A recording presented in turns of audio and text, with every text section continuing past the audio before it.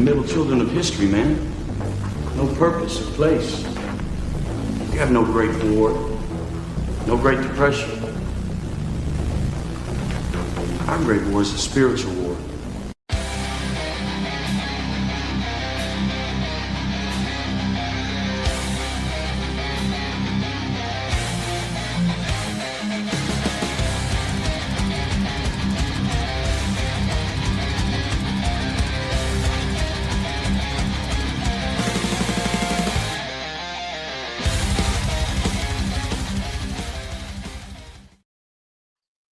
Well, we're a week late, but we're here finally.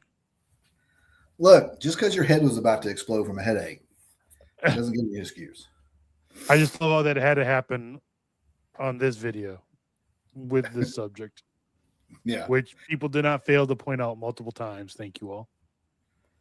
Don't worry, guys. I've got my my cell phone ready to make it into a hotspot in case my internet gets a little wonky tonight. I did a video, so I went and did the Dickens drill myself, and I recorded a video and I just haven't uploaded it to the channel yet. How'd you do? But I'll put that up. We're 90 seconds in. Bro, I'm getting it. Hold on. How'd the drill go? Told you I'm ready. So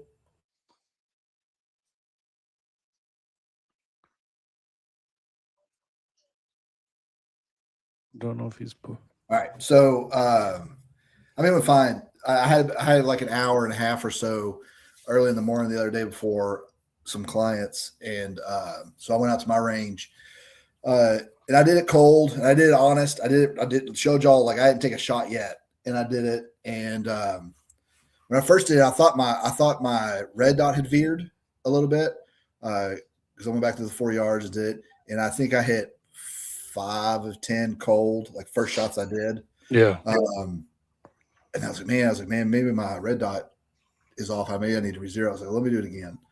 And then I hit 10 of 10. So I was like, okay, well, no, I just suck. Is what it was. But I also got a video of me. So I've got a 22 conversion bolt that I put in my AR. And there's a website called borebuddy.com, and they basically specialize in 22 conversions, stuff like that. And they've got some replacement parts for like the CMMG conversion bolt. And they're like, hey, if you change this out and put in basically a plug into your buffer, it'll help out a lot. I mean, it helped out a little bit. I didn't get as many failure feeds. I think it's more the ammo is the issue. Yeah. Because I mean, 22 is notorious for just not being a reliable rimfire in general. Yeah.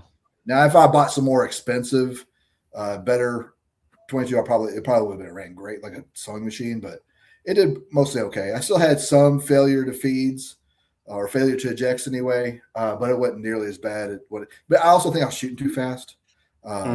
So, but yeah, I got videos of both of that. I'll put up the video of doing the Dickens drill for y'all. I'll put it in the Telegram and probably post it to the channel as well. But we're fine.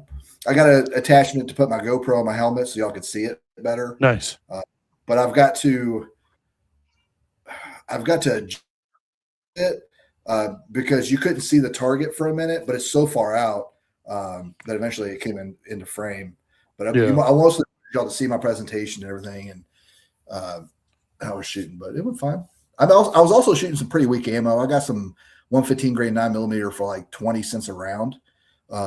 When I bought it, it's from the Czech Republic, and it shoots fine, but really with a Glock with a 19 with a compensator on it, you really need some like 124 or higher to really. It doesn't shoot that great with a compensator, but I don't know if you saw the drill video I put up over the weekend. Yeah, but I was shooting 115 grain out of my ported Sig 365, and one of those rounds, man, I don't know what it was, but it was so loaded, so weak.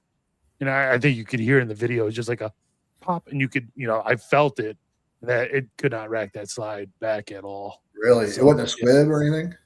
No, like it did legitimately shoot, but it just wasn't enough powder to. I am red because I've been out in the sun all day.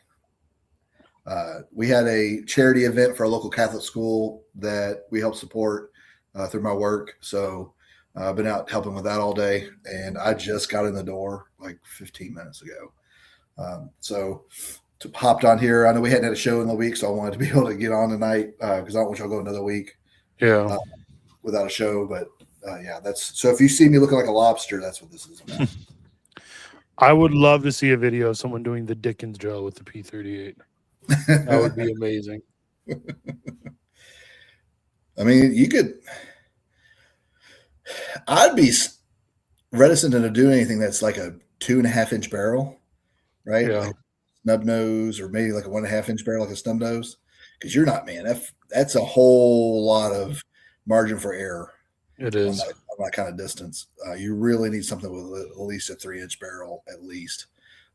That's got some good sights on it to really be able to do that. Because otherwise, I mean, y'all, for those of y'all that have never shot a pistol 40 yards, it's a long way, right? For the average shooter, like these, gun tubers that do like I was watching Grantham's video this morning because I had a 2-hour drive this morning. I was watching his video on the 43X that he did. He compensated with Parker Machine's compensator. And he was taking shots at like 120 yards. But keep in mind, that's what this guy does for a living. right. He just shoots. Like I have to go to a job that doesn't involve shooting, and I shoot on the side. And like you have to pay for your own ammo. Yeah, I had to pay for my own guns. And so, like for those of us, this is not our main way of raising money. Like this is something we do on the side to be prepared. This is my main way of spending money. Yes. Yeah. I made that comment. I was talking to one of the guys today, and we were talking about, if something happened to our wife, would we remarry? Now, first of all, my wife's the only person that I've ever met who can put up with me for more than 24 hours. But I don't think I would. And I think, once the kids out of our house, I would have so much more disposable income for firearms. So I'm really scared to see if that ever happens. Hopefully not. Hopefully my wife outlives me, because I would not do well if she passed away before me at all. I know what you mean. I know what you mean. All right, let's see. All right, so, man, we've had this topic on the burner for like 2 weeks. It has been. And I can't say I've really put much thought behind it besides just the title. So, yeah. Well, yeah. It was more just something to talk through more than anything. Yeah. I will say that, like, so for example, for me growing up, I grew up, we were a broken home. My mom and dad got divorced when I was like in 2nd grade, or about to go into 2nd grade. And I was raised mostly by my mom until I was like 16, which still has effects on me, even to this day. And I didn't realize it till I moved in with my dad when I was 16, what I was missing. Like I didn't realize it at the time. I realize it now looking back. Right. But that father hand of, making sure I'm doing hard things and not having excuses.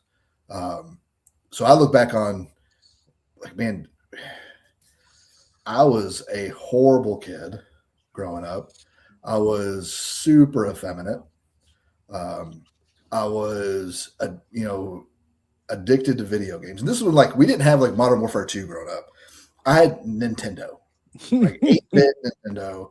I would get up in the morning like an hour and a half before I had to for school just to play Nintendo for a while, and then go to school and come back home and play more Nintendo. And I just look back on how I was raised and how different it is to how I'm raising my son.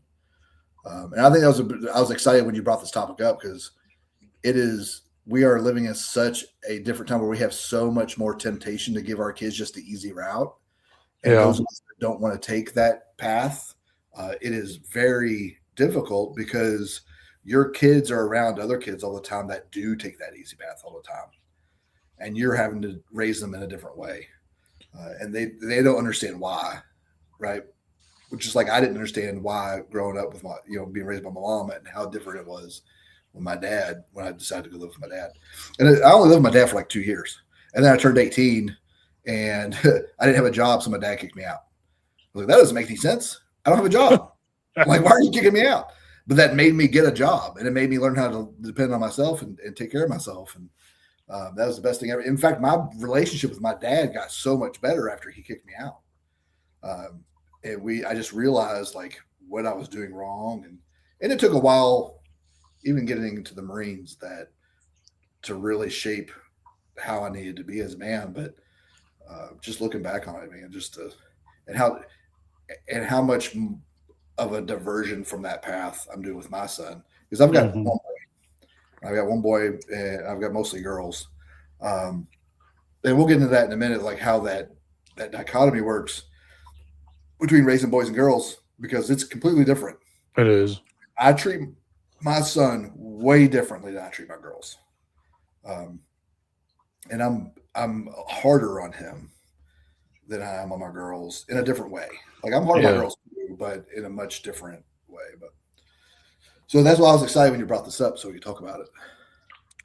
Yeah, I was so my dad before I was born was diagnosed with MS. So he had MS most of my life. He was an auto mechanic, as a career. And I was probably 8 or so when he had to give that up and go on disability because of the MS. And just the MS and not being able to work and provide for the family really did a toll on him, and his personality and his mindset and emotions and things like that. So growing up, he wasn't much of a real father figure to me. There were times here and there, especially when it came to things like with cars and stuff. Even if he couldn't do the work, he still knew a lot, but he wasn't much of a father figure. And then when I was 15, 14, 15, he had a seizure and developed hydrocephalus and had a brain bleed. And anyway, so he had 2 brain surgeries, which changed him really drastically, to the point where we were going to commit him to an institution or a care facility, because it was no longer safe to have him in the house just with the changes in his brain and things. But his brothers convinced him to not allow that and to divorce my mom instead. So that was it wasn't your typical divorce, but still definitely wasn't raised in a home that was all together there. Yeah. But yeah, so ever since I was little, like didn't have much of a father figure. My grandpa was a big father figure in my life, but I think for the most part, like I filled that hole by reading, reading history and the great men throughout history, and reading fiction and some of the men portrayed in there. So I guess that's how I filled that hole. And I knew from the moment I decided to have a family that I was not, within my power, I was not going to allow anything like that to happen with my kids. And I think that's one aspect that's really important for young men, especially if you grew up without a father figure, is you have to find a man that you want to emulate after. Yeah. Right?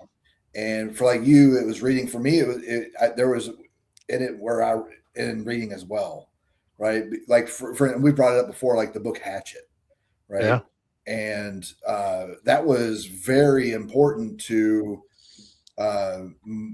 shaping me on what resilience without seeing it, because I wasn't around my dad at the time. So I would see him like, every other weekend and every other Wednesday type of thing, but reading books about good men is very important for the young man or the young boy who doesn't have that figure in their life. Right. And especially with so many families now that are in broken homes.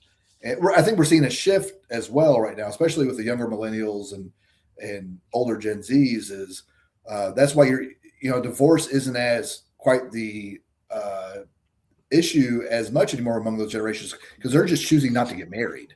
So Right. you can't get divorced if you don't get married. But when they are married and they do get married, their divorce rates are super low because they saw how it affected them growing up. Like the baby boomers basically found divorce and made it even better for themselves. Like how can we make a divorce even more efficient and good for us, right? Right.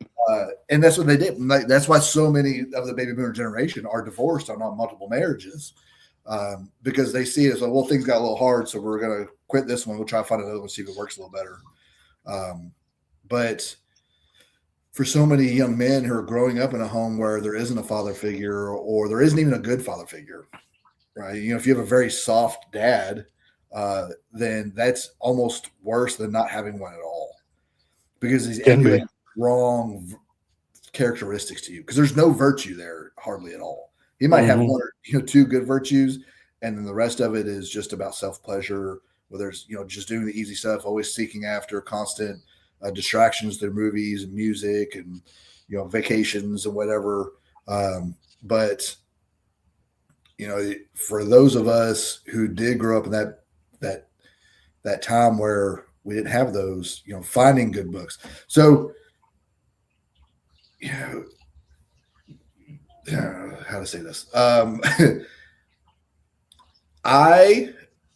I first came back to the church, I was not very pro the index, right? But now that I see books that are out there, I'm like, we need the index. Like we need it. We need it back. We need guardrails on what are good books because I don't have time to read every book, to make sure my kids can read it, right? I at least need a good list, right? And we do have some good lists. Some people, even for myself, like, I look for a good Catholic book to read. I find one, and I'm like, then you have to do research. Well, is it really a good Catholic book? You know what I mean? Like, what kind of Catholic book is it? It's yeah. So there are some good lists out there that will really kind of warn you about things that have some very off topics that you really shouldn't read about. But it's hard to even do that a lot of times because, like, for instance, my oldest girl, she reads a book almost a day. Right. And I was like, there's no way I can keep ahead of her. Be like that, but not anymore. Yeah. Well, she's got the time. What's she going to do? Like, she's she's an early teenager. And so, she's got the time to be able to do that. And that's what she likes to do. And that's kind of her hobby. And there's just some other things. But so making sure I put guardrails up on what the kids read. And that's mostly just off of stuff I've read. Even with movies, I can't allow them to watch certain movies I watched because we started to go back and watch Home Alone. And I'm like, whoa, we can't watch this. I had to put a filter on it just to make it viewable for them. Because there's a portion in the Home Alone, if y'all remember. Yeah, the magazine.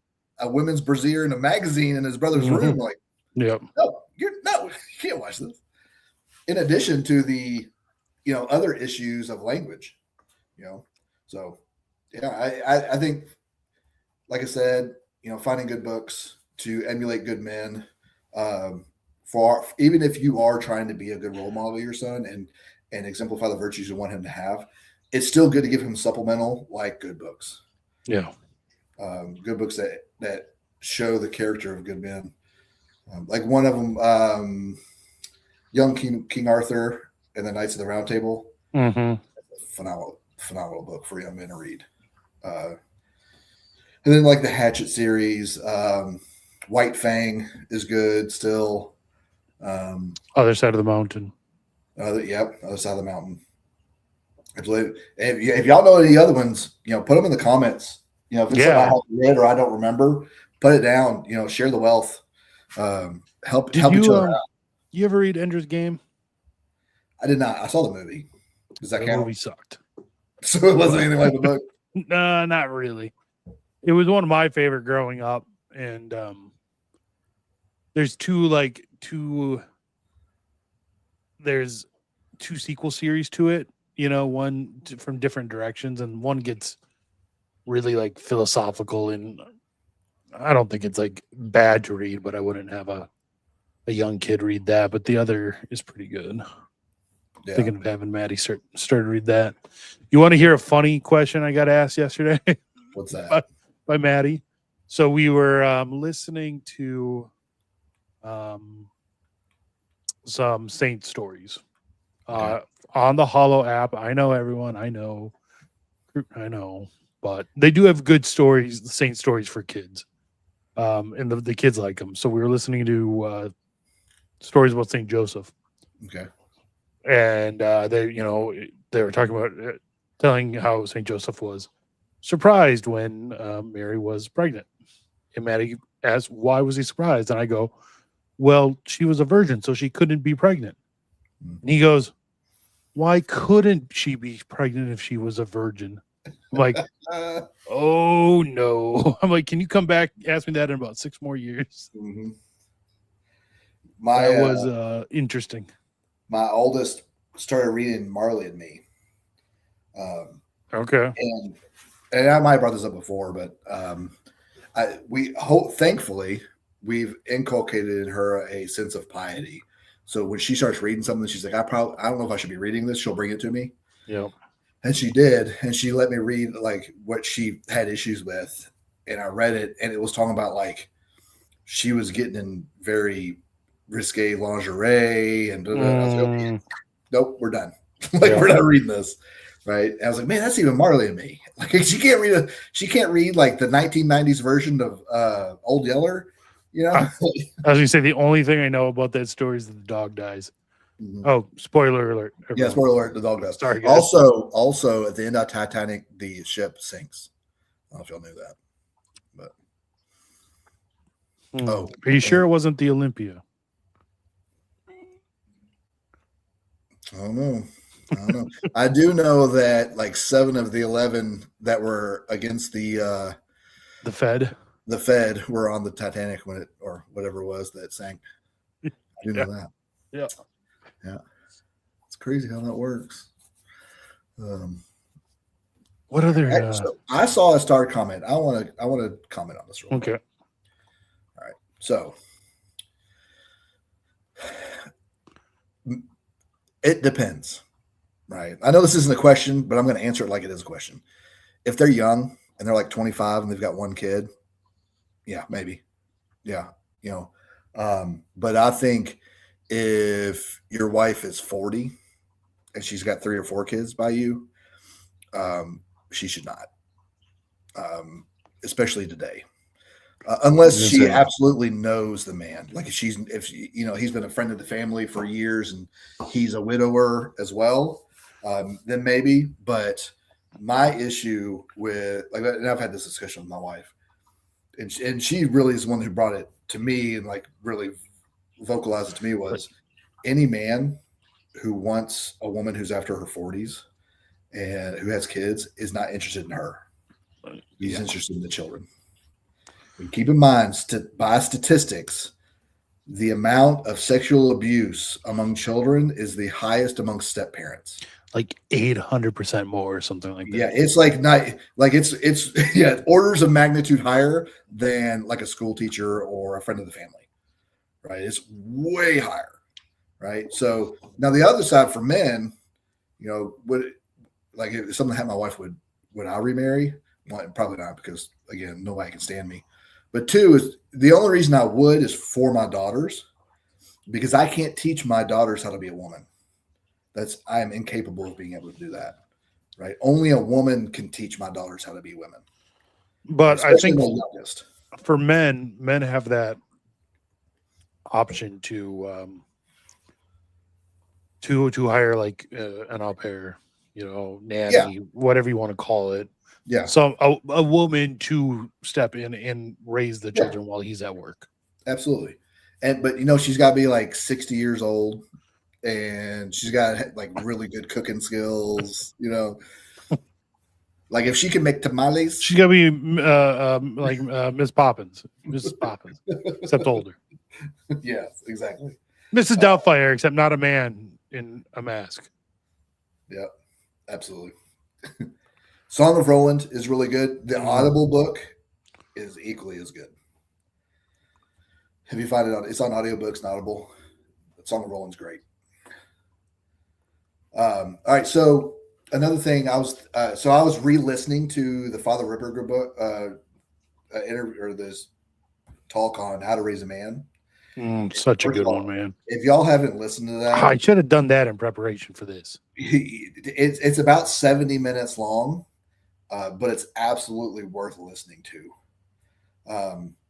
And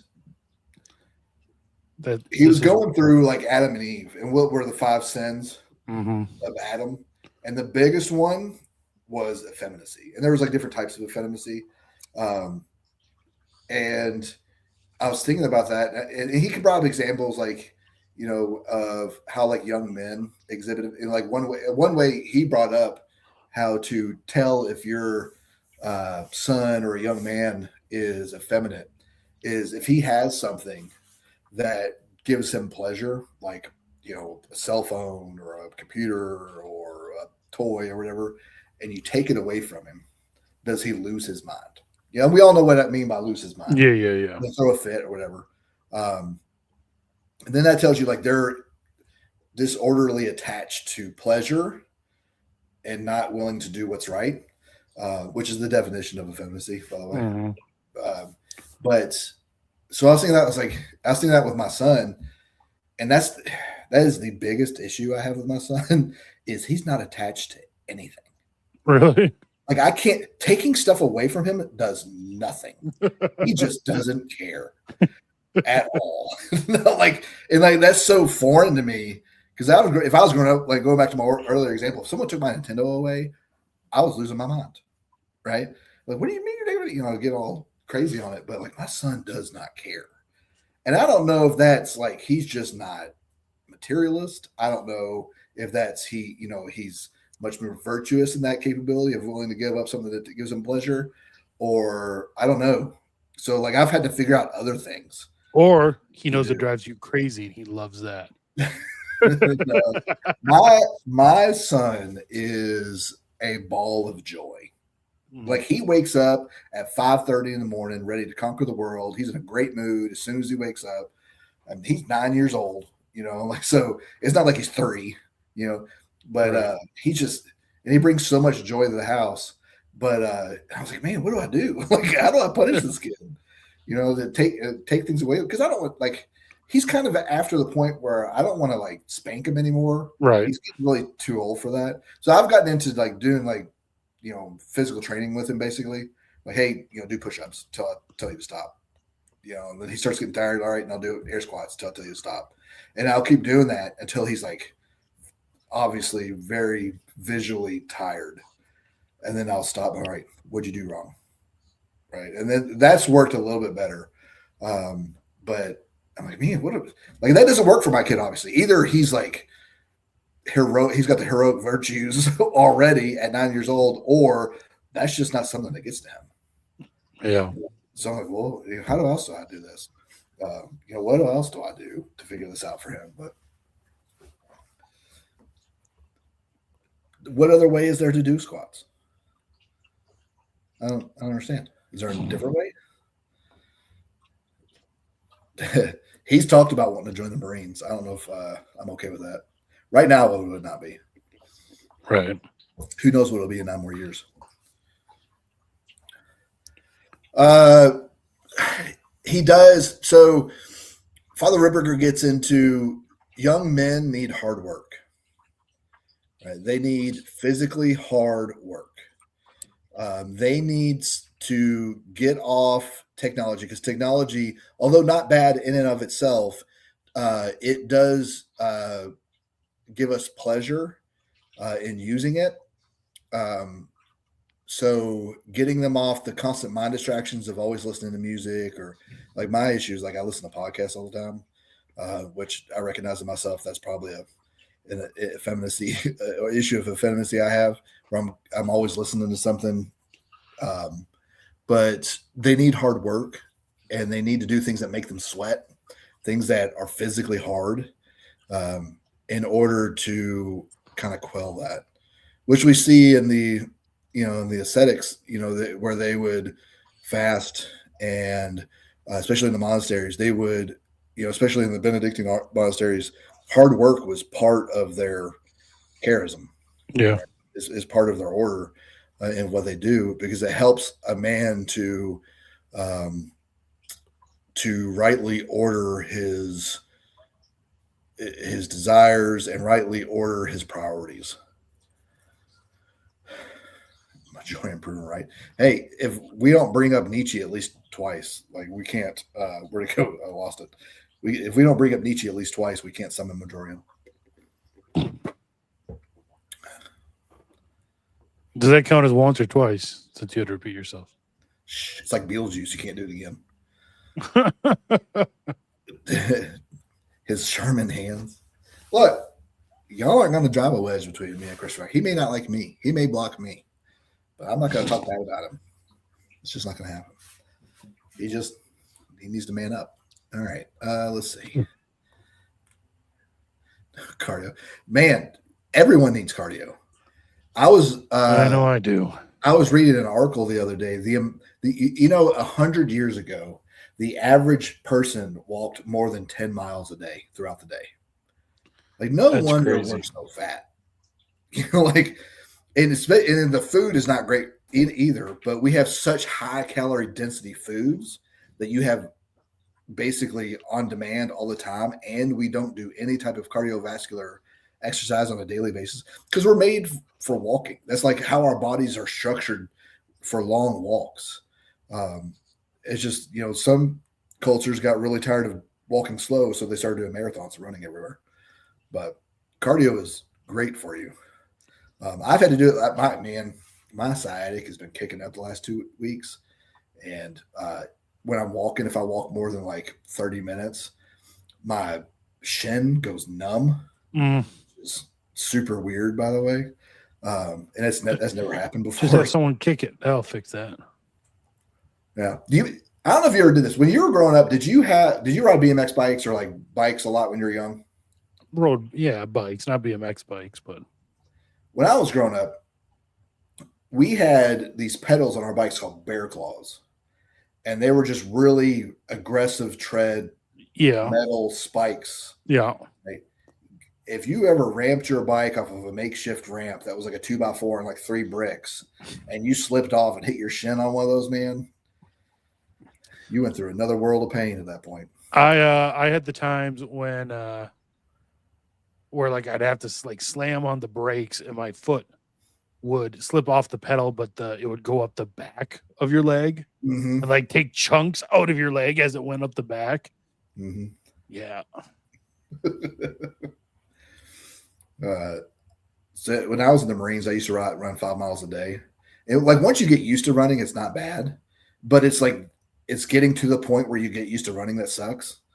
But then I started going away from running 5 miles. And I started just doing sprints, a lot of sprints, and that will change your life because it trains you in a much different way, and you don't need hardly as much time doing sprints. Yeah. Like, so for example, you can do a high intensity interval training with sprints. Like, so you'll block off like 25 minutes. You'll say, that's what I'm going to do my cardio in. Your first 5 minutes, you're running at like a very slow jog. And then from 30 seconds or 3 minutes to 3 minutes and 30 seconds, you sprint as fast as you can.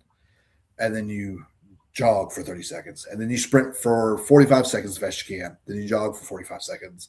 And then sprint for hard as you can for a minute, right? And then jog, for a minute. And then you go up to like 2 minutes, and then you stair step it back down or pyramid it back down, and then jog for 5 minutes to finish it off. I never got faster at running than when I did that. I stopped running long distances at that point because I would do that, and then I would run a 5 mile, and I would do it in I would shave like 3 minutes off my 5 mile time just doing that. And I wasn't running 5 miles anymore. I would just do sprints, but that's much more efficient. I don't think we're talking about this sort of interval training. That might be a metabolic disorder. You might want to seek a doctor. If your hangover lasts for longer than 4 hours, just be a physician. Man, kids just don't know what it's like. It's also because we don't have the safety for them to do it, but they don't know what it's like to just ride your bike all day. Like I used to go miles away from the house, like 10, 15 miles away from my house to ride the bike back. Like that Bluey episode about, with the 80s is 100% spot on. Yeah, I didn't get quite that much freedom. There was a well-known child abduction that happened 2 months before I was born here in Minnesota. So my mom ixnayed that right away. Yep. Yeah, running sucks now, especially because I'm old and broken. Knees hurt all the time. My sciatic hurts all the time. My back hurts all the time with bulging discs. But it doesn't mean I still can't do some type of cardio, walking. Like my driveway has a hill, and if I do it in a circle, I'm basically going uphill a quarter of the time, right? If I do circles in it, right? It still sucks, man. I realize I'm getting old when everything hurts when I wake up in the morning. In the city sewers, where did you grow up? I mean, I could see that if it was like Las Vegas and you were in the storm tunnels, We used to ride the bike in the. Were you a teenage mutant ninja turtle, sir? Did you eat pizza with the giant mutated rat? Ocean, I have chicken lamps. Either we're not talking about the same chicken lamps. I think he's talking about them, how Zoomers are using them these days. Zoomers do the stupidest stuff. Just go outside. They can't do that outside. It's public exposure. When we finish up tonight, remind me to tell you a story from today when a guy had to go use the restroom on the golf course. Make me remind me. Okay. I can't say it on here because we have mixed company watching. Start using chicken lamps. No, just go outside. You don't have to do that. Just go outside. All right. So for my son, he started doing chores, like hard chores, not just like make your bed chores. Like he like today he had to feed the pigs, water the pigs. And for those of y'all that don't have a farm, like you've got other things you can do. Like in the fall, he can make leaves. He can mow the lawn during the summer, right? He doesn't need to be 13 years old before he starts chores. The earlier you can do it, the better, right? Get him used, and you can start him at like 5. Like, hey, make sure you're putting your plate up after dinner, right? Get them used to a little bit of responsibility. And as they go on, as they get older, give them a little bit more harder stuff to do. Like my son, he's 9, he'll be 10 in the fall. Like we're ramping it up, right? Getting him used to more responsibility, getting him used to doing harder things where he's sweating, right? Because again, that hard work is what helps shape them. Mm-hmm. And it helps them to understand the value of hard work and understanding accomplishment afterwards as well, right? Because things come so easy to us now. Like you can microwave a meal and have it ready in 30 minutes. Or 30 seconds. Whereas if you cook a really good meal, you can do it in 45 minutes and it's way better. Yep. Realizing the varying of degrees on what good is. And especially with boys. So my son constantly asks me if he can go out in the shop and build stuff. Because I've just got like scrap wood all over the place. And so I'll give him a drill and some screws and he'll just like put stuff together. And it doesn't look like anything, but he calls it something. I was like, hey, right. It's a boat. It's no boat I've ever seen, but he enjoys doing that stuff, and that helps give him that desire to learn how to build. Right. So when I build this chicken coop out here this summer to replace my other chicken coop, he can help. Like he's not going to be able to do everything, right? But he can help. And yes, it will take longer.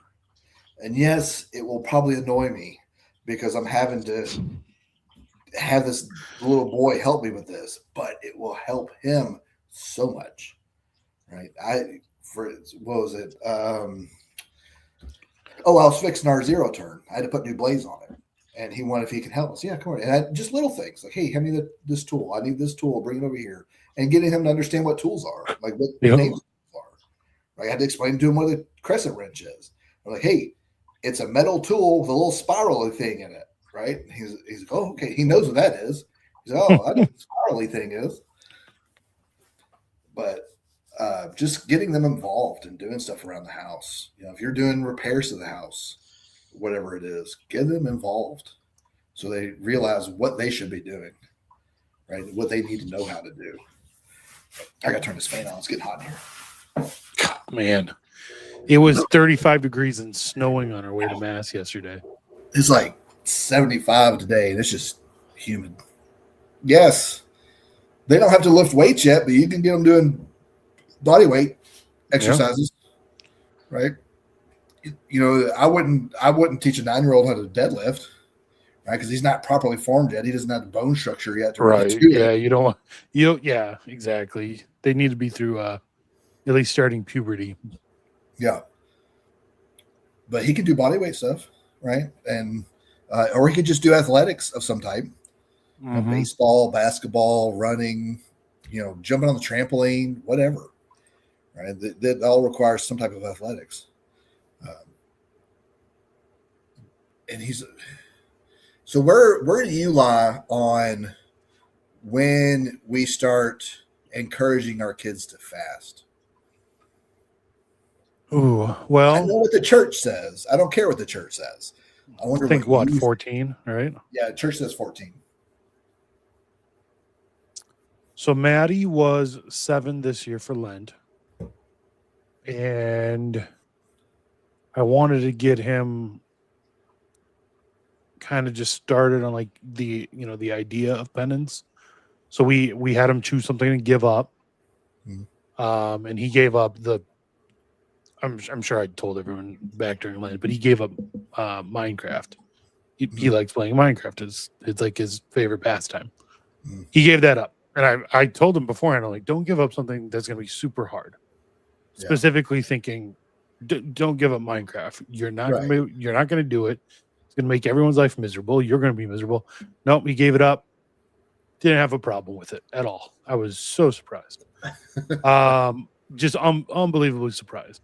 But so I think next year we'll start him doing no meat on Fridays during Lent. Okay. Whereas like Hope and I do no meat at all during Lent. Yeah. We'll probably start them with that, and then maybe the year after start with like a Ash Wednesday, Good Friday fast, and kind of ramp it up from there. So probably by like the age of 10, he'll be doing most of what we're doing. I'm thinking. I don't know. We'll see. We'll see how it goes, I guess. Yeah. So our family, even down to the youngest, we've been a no meat on Friday as a family for years at this point. And that's been easy for the kids. But in fact, it's almost to the point now where it's not hard for them because like Fridays, if we're not eating meat and we're at home and we need something quick, it's a Nutella sandwich. And they're like looking forward to Fridays. We don't do a lot of sweets. Right. So yeah. they're like, oh, can't wait for Friday. We get a Nutella sandwich. But as far as fasting, because when I fast, it's one meal. Yep. I don't do the one regular size meal and 2 smaller snacks that makes it hard. Like I think that makes it harder. You know what I mean? Like, well, because you're not really ever fasting, right? And because the whole point of fasting is not to get food at all. When people do intermittent fasting, they don't right. So stop eating at 4, but between 4 and midnight, you can have one small meal that's not the size of one small snack that's not the size of a meal. No, it's you stop eating until you start eating the next day, right? So the whole purpose, and physiologically now we know when you get into a fasting state, you have in your body what's called phagocytes. I said that correctly.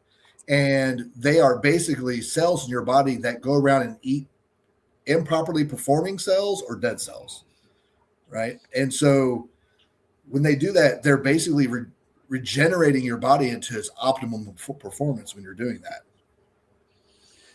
And for our kids, I was thinking about this year with Lent, because the big thing with this year for us was we're not doing any dessert whatsoever. Like we would do like desserts on Sunday only, right? But we were like, we're not doing any. And when we finally got to Easter, that made Easter so much bigger to them because they love, like cookies or brownies or whatever, that we make. But when we had nothing and then Easter hit and like they were super excited about being able to celebrate and be able to get desserts. And so I'm at a point now, like, okay, my oldest, she's going to start fasting with us. Yeah. My boy can probably start fasting with us as well. But my youngest, she already doesn't eat. So, in fact, she'll not eat dinner. And then the next morning, she'll be so hungry, she'll throw up. Like her blood sugar is so low. So I don't want to introduce her to fasting all the time because she already doesn't eat. She's just so busy wanting to play. But with my two oldest, I'm like, okay, we're going to start fasting here soon. We'll probably start this Advent for them and get them kind of ease into it with Advent. That way, when Lent comes around next year, it's a little easier for them to do. But I've got a plan for them Thursday night. Okay, make sure you eat a good meal Thursday night, right? Because you're not used to fasting yet. Yeah. Much like I don't come off coffee anymore for Lent because that's not fair to everybody else around me. Right. So it's not fair to us for me to just throw my kids in the deep end on fasting out of nowhere. Right. Because they're not used to being like that. They're not used to going without food that long. We'll probably start in Advent this year and get them like, hey, you're not going to eat breakfast this year during Advent at all. Right. And then you'll have your first meal at lunch and then dinner. Like we'll start easing them into it that way. Because that's also a good method of building resilience, especially if we get into a time here soon where food isn't as plentiful as it has been for the last 80 years. Yep. And that'll help. They won't quite be as out of sorts if that event happens. Yes. Autophagy or autophagy depends on if you're medically trained or not. But is it autophagy or autophagy? It's autophagy. Yeah. Your body's basically eating itself when you're in a fasting state.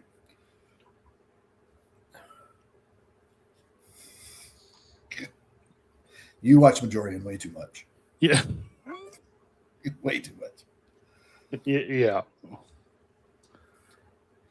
But I think it's interesting that the church, especially since the 60s, has lowered the standard and lowered the bar so far that now we're almost to the point where like your children have to be 14 years old and to fast, but it's not really even fasting. No, right. I think lowering the standards for everything has decreased the quality of Christian in the world because we're not used to doing without on anything, especially in the first world.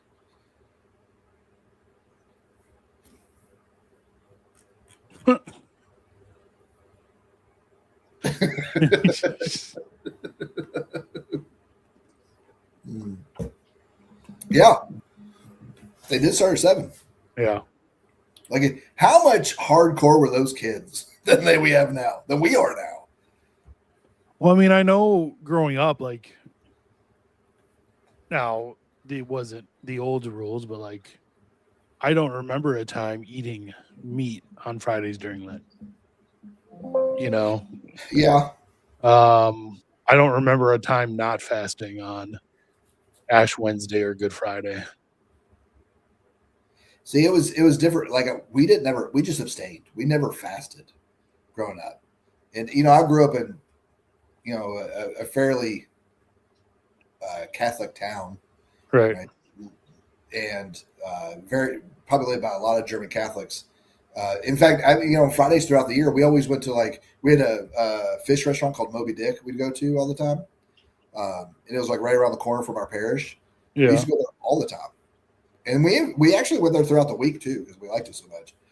But it wasn't until I came back to the faith 11 years ago that I had a priest correct me on the difference between abstaining and fasting. Right? I thought, I thought they were the same thing. I didn't know what the hell I was talking about. and he had to correct me because that's how out of sorts I was in the faith. I just was never taught that.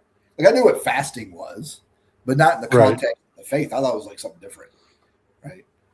But no, and I didn't grow up with that. But now I'm trying to change that for my kids now and get them to understand the ebb and flow of living a Catholic life.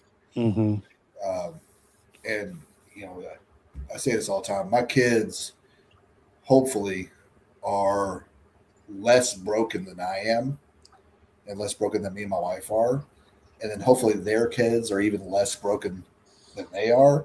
And hopefully by that time their grandkids are not broken at all. They are able to see what healthy relationships and what virtuous living is by that time, where they don't even understand. What do you mean great granddad was, his parents were divorced? What's divorce? Mm-hmm. Like, I hope that's where we get.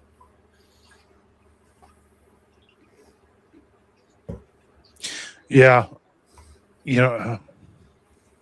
I don't know if I brought my kids in here right now and asked them what divorce was, if they would know.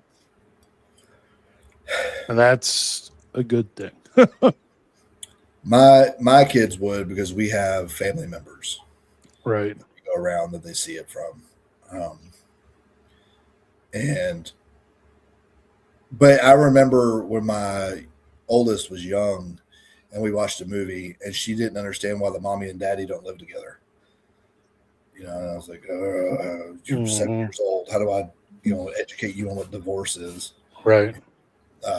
But now she knows because she reads a lot now too. So she reads a lot of books and it comes up in books and stuff like Little House on the Prairie, like someone got divorced in that one. And so she's becoming aware of these things just through the things she's reading. So with how old's your oldest? 7. Okay. So have you started getting him involved in any chores, any hard things to do around the house, hard things to help with mom? A little bit. This weekend, I'm actually going to take him and Iggy, or the 5-year-old, out with a friend. We're going to drive the back roads through the woods, picking up trash. Mm-hmm. It's like the roads that we hunt on in the fall, and my friend has a wildlife tour business, and he drives these roads, through the summer too. So we're going to go out and basically walk the roads and pick up as much trash as we can. So that will be good for the boys. Yeah, especially emulating to boys to do things that don't immediately benefit them. Yeah. Right. Or how to treat people that can do nothing for you. Right. So like when we're out to eat, they always see me being very cordial, very nice to our servers. Or if we go to the store, I'm very nice. Like even if they're like ornery to me or like just mean spirited to me, they always see me be cordial and very, kind to these people. Mm-hmm. And they'll, they've raised the question before, like, Daddy, what they were mean to you? Why were you not mean back? I was like, why would I do that?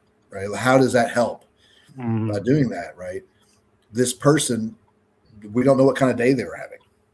Right? They may have lost some of that day, or they may have had some type of tragedy happen, or they had them in that attitude, that behavior. So we have to give people the benefit of the doubt. Now, I'm not going to allow someone to walk all over me, right? And I'll push back when I need to, but small things like that, it's just not worth it. But also helping the kids understand, especially my son, on doing things for people that can do nothing for you. Yep. Right? There's no quid pro quo. There's no tit for tat, right? There's no exchange at all. It's just you doing something for someone and not expecting anything out of it. Right? That is a huge lesson to teach boys, because that then helps them understand how we protect the weak as well. Yeah. We have so many young boys who are and young men who are afraid of confrontation, right? Because they were raised by weak men or by women, and women abhor confrontation. They hate it. right? In fact, it makes my wife uncomfortable when I get confrontational with people. But she knows I've been married for almost 18 years to me, that she's like, got my place. I'm gonna let him handle it, right? Have you ever seen that video? We might have shown it on the show. I can't remember if we have, of the guy who's out walking with his girlfriend, and a guy goes up and picks a fight with him. Yeah. And she's like trying to pull him back and hold him back, and she ends up just holding his arms. So, and the guy's acting like he's going to hit him, and he's like, "Man, I told you." And then the guy's like, "Oh," he's like, "You failed. You failed the test." You know, but that's what women do. Like they will rather hold you down and let you get beat up than for you to confront somebody.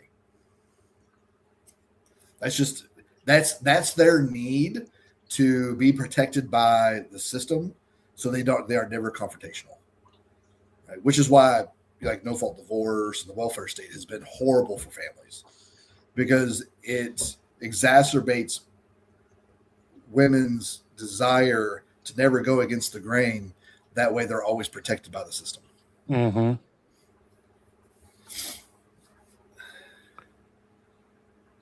I heard a stat the other day. It was something like 60% of women are on some type of psychological medication.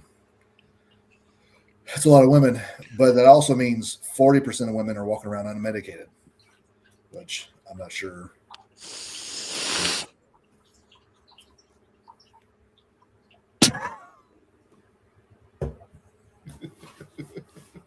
My wife is going to hate that one.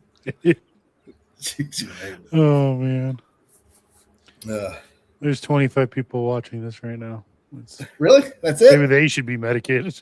They probably should after watching this for 45 minutes. I never saw my death in anyone's eyes until I saw it in my wife's. What did you do to piss her off? I know. I hope she didn't teach her how to shoot.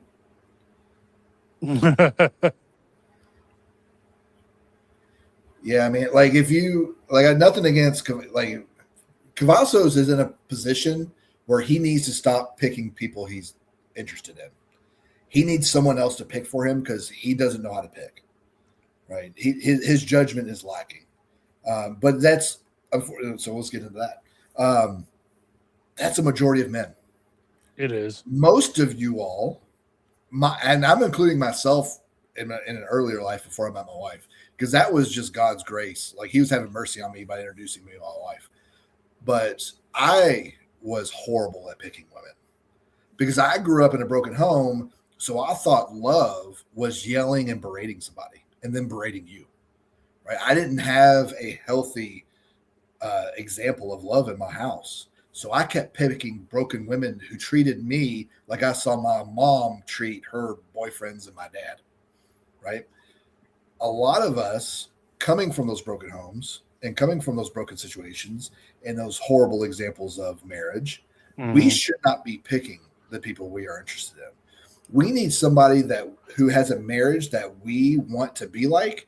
You should be looking to them and asking them, hey, can you help me introduce me to someone that would be good for me, right? Because only they are going to be able to detect those red flags that you are unable to even see.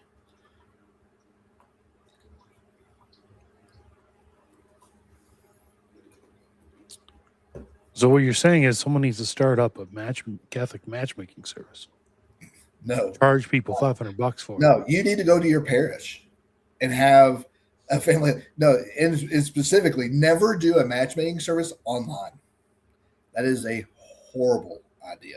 They cannot properly. You know how easy it is to put on a 6-month facade to somebody so they think you're the best version of yourself, right? So you need to you need someone at your local parish that knows both of you, right? And because the other thing you have to worry about as well is if you aren't in a process of trying to better yourself, why would they want to saddle you to someone who's healthy, right? You then are the red flag that they don't want to impose on a healthy young lady, right? So you have to get yourself right. And once you get to that point where you are able to be in a healthy relationship, then you seek someone for a bounty blessing. And that's a sinking ship if I ever saw one. We start calling that Titanic minus. Titanic minus. Golly, man. Olympia minus. They've lost like a third of their talent in like 2 weeks. Yeah, and that's just the front end people. Apparently, they've lost a few on the back end too. Oh, really? Uh-huh. I don't know a priest who has that time. Yeah, Like our priest does. No way. You know, you really need to find a foundational couple at your parish that knows everybody, and can help with that. Yeah, that's why, you know, it's so here in Alabama we have a town called Coleman. Coleman is a very Catholic town. Right outside of Coleman is the Shrine of the Most Blessed Sacrament, where Mother Angelica has her convent at. But they also have 3 other parishes in this small Alabama town. In fact, there is a city ordinance. I don't know if it's still a city ordinance, but it had been for a long time, that no building in the town can be built higher than the Catholic Church. Right? Nice. And it was in the center of in fact, the name of the church is Sacred Heart in Coleman. It's a beautiful old parish. It's a, Novosoro parish, but the Coleman is also the location of the only traditional monastery in the southeast. Really? Christ the King. Yeah. They used to be set of contest, and our prior bishop, Bishop Baker, brought them back into the fold. But it's towns like that are where you would see the strongest relationships, because it was the center of life in that town. Mm-hmm. And we've gotten away from that because we're transient Catholics. Like, I have to travel 45 minutes to my parish. Right? The nearest parish to me even still is 20 minutes away. So what's another 20 minutes to get to a Latin Mass?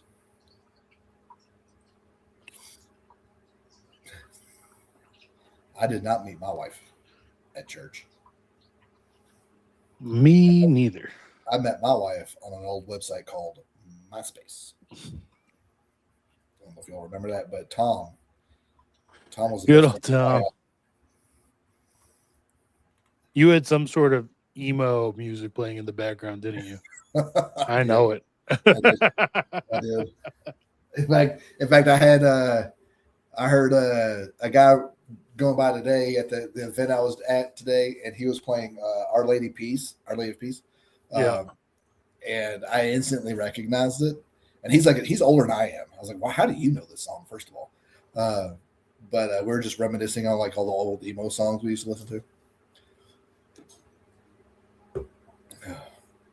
So, what are your thoughts on finding a matchmaker for young men? Man, I don't know. It's I don't know what I'm gonna do for my kids. If we stay in this area, it's gonna be really rough, especially in like 10 years when they're all that age, because I mean, it's just demographically dying. Yeah.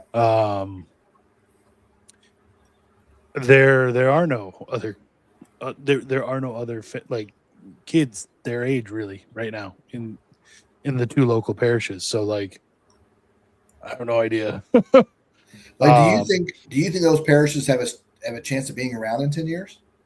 One of the 2 definitely does, potentially both, just due to the tourist traffic. Like in terms of number of actual parishioners, it's really rough, and it probably demographically only going to get worse as the boomers die. But, in the summer, 3/4 of the people, at Mass are from out of town. And like, I don't see that declining a ton. So there's a good chance the parishes are kept around just to have a Catholic parish. Because more people come into the Boundary Waters Canoe area in these towns than go to Disney World. Yeah. In an average year, you know what I mean? So like, even though the town has 3,500 people, on your average summer weekend, there's 20,000 people going through there. Yeah. So I don't see them removing the ability for Catholics to go to Mass. Yeah.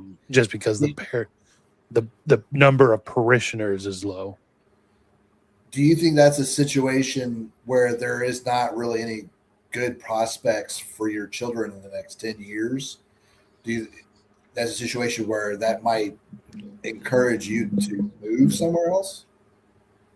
Oh, yeah, I think a lot of it is going to depend on probably what happens with the lads and mass long term. Yeah. Like right now, I wouldn't move to a diocesan or ecclesia day parish, right? Because I mean, right now our diocesan Latin mass is, it's on another 2-year dispensation from Traditionis Custodes. So who knows what's going to happen there? All the ecclesia day parishes could be shut down by their bishops at any point in time. Mm-hmm. So the SSPX, for all its, whether you love them or hate them, like they are the only TLM parishes, that are really part of the church. The SEDE independent parishes notwithstanding, but like the SSPX are the only ones where you could say for sure in 10 years they're probably going to be there. Yeah. But the nearest SSPX parish is 4 hours away, and that would be literally the only reason to move there. There's no other. It would have all the issues that we moved away from 6 years ago when we got out of the Twin Cities. So until that gets a little bit more solid, I don't see a reason to move. Yeah. But I guess if we're still here in 10 years, I think one, just all the connections I've made with other good Catholic families in the state and even throughout the whole country. Like I could see personal connections being probably the best way to kind of match make my children. Yeah. Or like the local TLM, even though it's a 2-hour drive, like it's not that far and we're there, fairly often. So I could see, doing some sort of matchmaking work there, but I know at our parish we have a obvious lack of young men between like 18 and 24 that aren't like the Tweed and Pipe,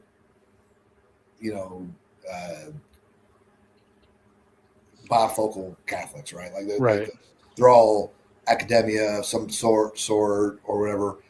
We have some good young men, but it's not enough because we have a glutton of young women in that age who are like they want your TLM parish. Yeah, they want nothing to do with the workforce. They just want to be stay-at-home moms that homeschool their kids and raise them in the faith, right? And the young men, unfortunately, do not have the desirability to attract these young women because they're all like, they're stick figures, right? They've got no meat on their bones. They've probably never seen a day of hard work in their life. Right. They've got their nose in a book all the time. They'd rather argue the finer points of, encyclicals than learn how to turn a wrench. We're doing a good series on encyclicals. Shut up.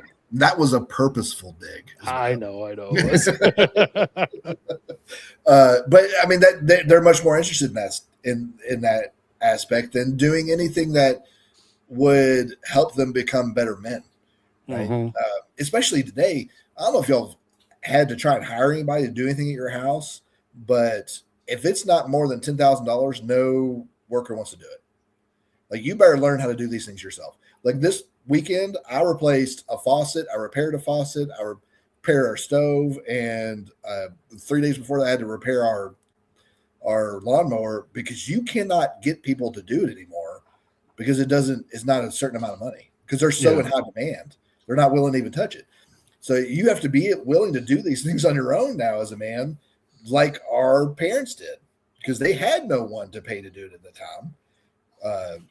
Or they couldn't afford it, so they had to do it on their own. That's why like all these boomer dads, like they'll be an engineer, but they can also build a deck and rebuild a motor all at the same time because like they just didn't want to pay money for people to do it, And so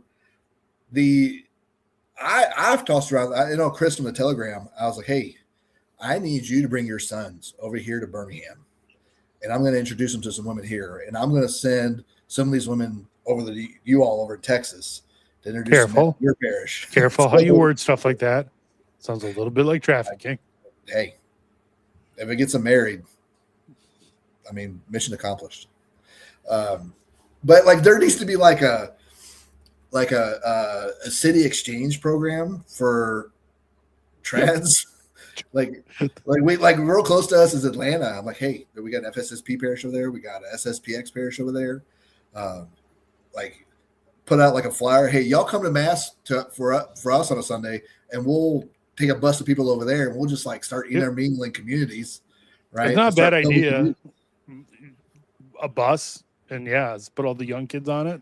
Yeah, but hey, y'all are going to go to mass over in Roswell, this Sunday.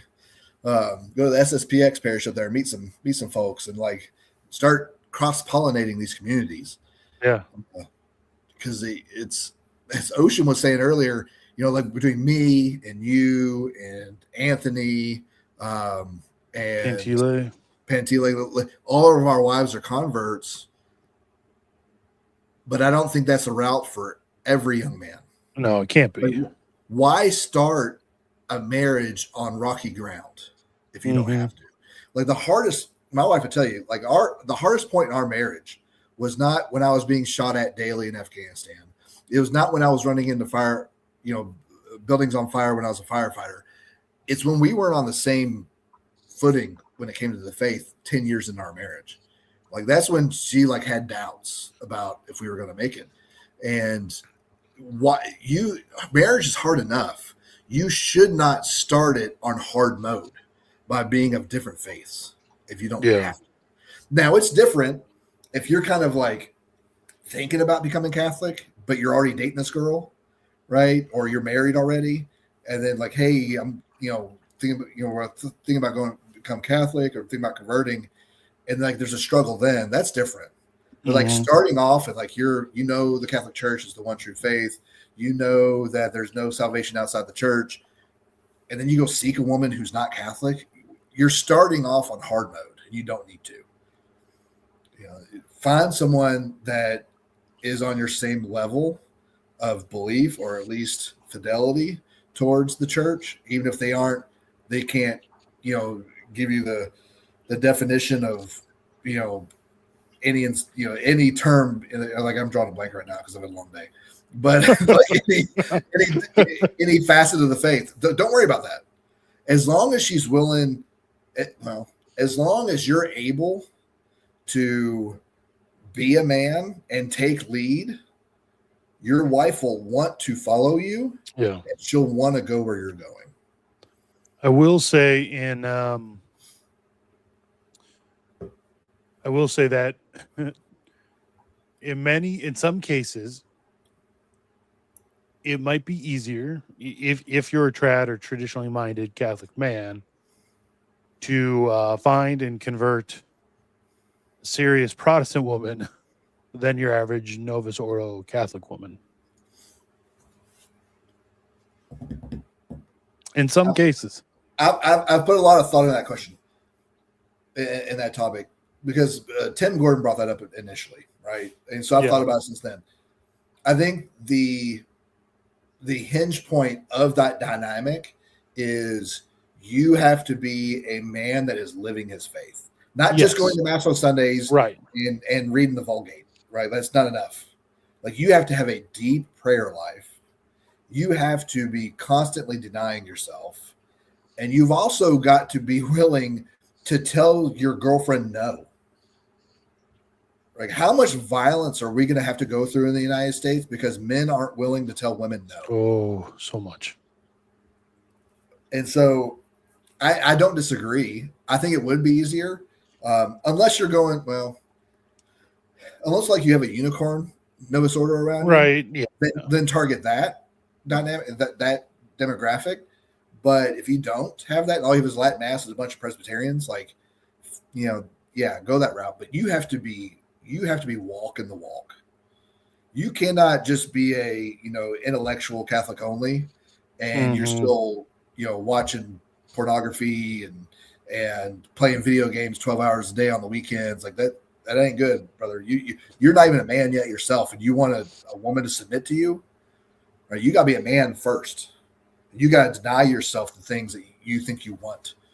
You know, like video games, and this is going to draw a lot from some people who watch the show. Video games are robbing you of the time and your ability to fully build out who you are supposed to be. Mm-hmm. They are such a time suck. And most and I don't say all video games because I don't play video games anymore and I don't want to lump them all in the same thing, but most video games, no one should be playing at all because they are not helping you to grow in a healthy manner towards God at all. And they're introducing you to topics and situations and images that you should not ever see.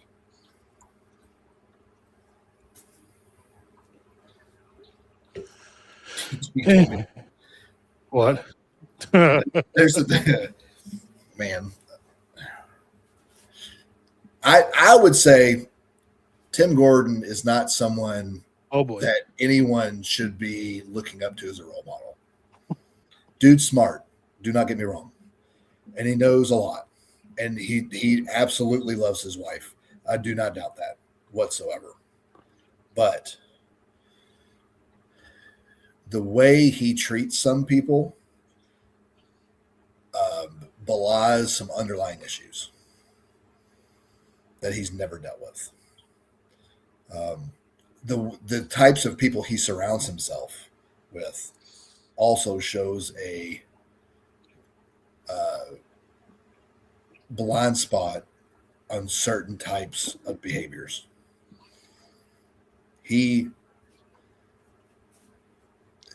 But like I said, he puts out a lot of good information. He has really good shows. I am 95% in lockstep with him about almost every topic other than the SSPX. He is woefully blind on that topic, like EMJ is with anything after Vatican II. But but also know you don't have to be in entire agreement with someone to respect them. Right? We don't practice Talmudic purity rituals. It's not what we do. You are allowed to disagree with people, but also be aware that just because someone says some good things that you like, doesn't mean you have to agree with them on everything either. You can disagree with them about some stuff. Like Will. Gosh knows I disagree with Anthony.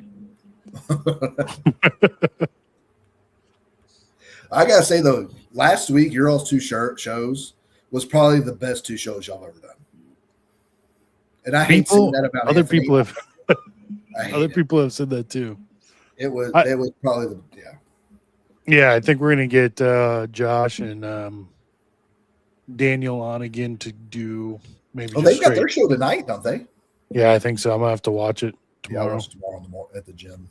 Well, it turns out all the UFO videos they released last week were a big old pile of nothing. They were like, how long have we had 4K cameras and they're still putting out pictures of potatoes? Or they're passing off a video of a laser being pointed at a camera from like that was released 2 years ago, you know, and everyone's like, "Oh, look, it's an angel." No, you idiots, that's light refracting off of glass. Those are entirely two different things, right? You have Jerry Springer, Anthony, right? And then you have Scott Hahn, Anthony. And then you have Scott Hahn, Anthony. Oh man. All right, so let's get back to the topic, man. We were way off topic. So one other thing that I've been helping my son to understand is the willingness to sacrifice himself for his sisters. Yes. Right. And like he's 9. Keep that in mind.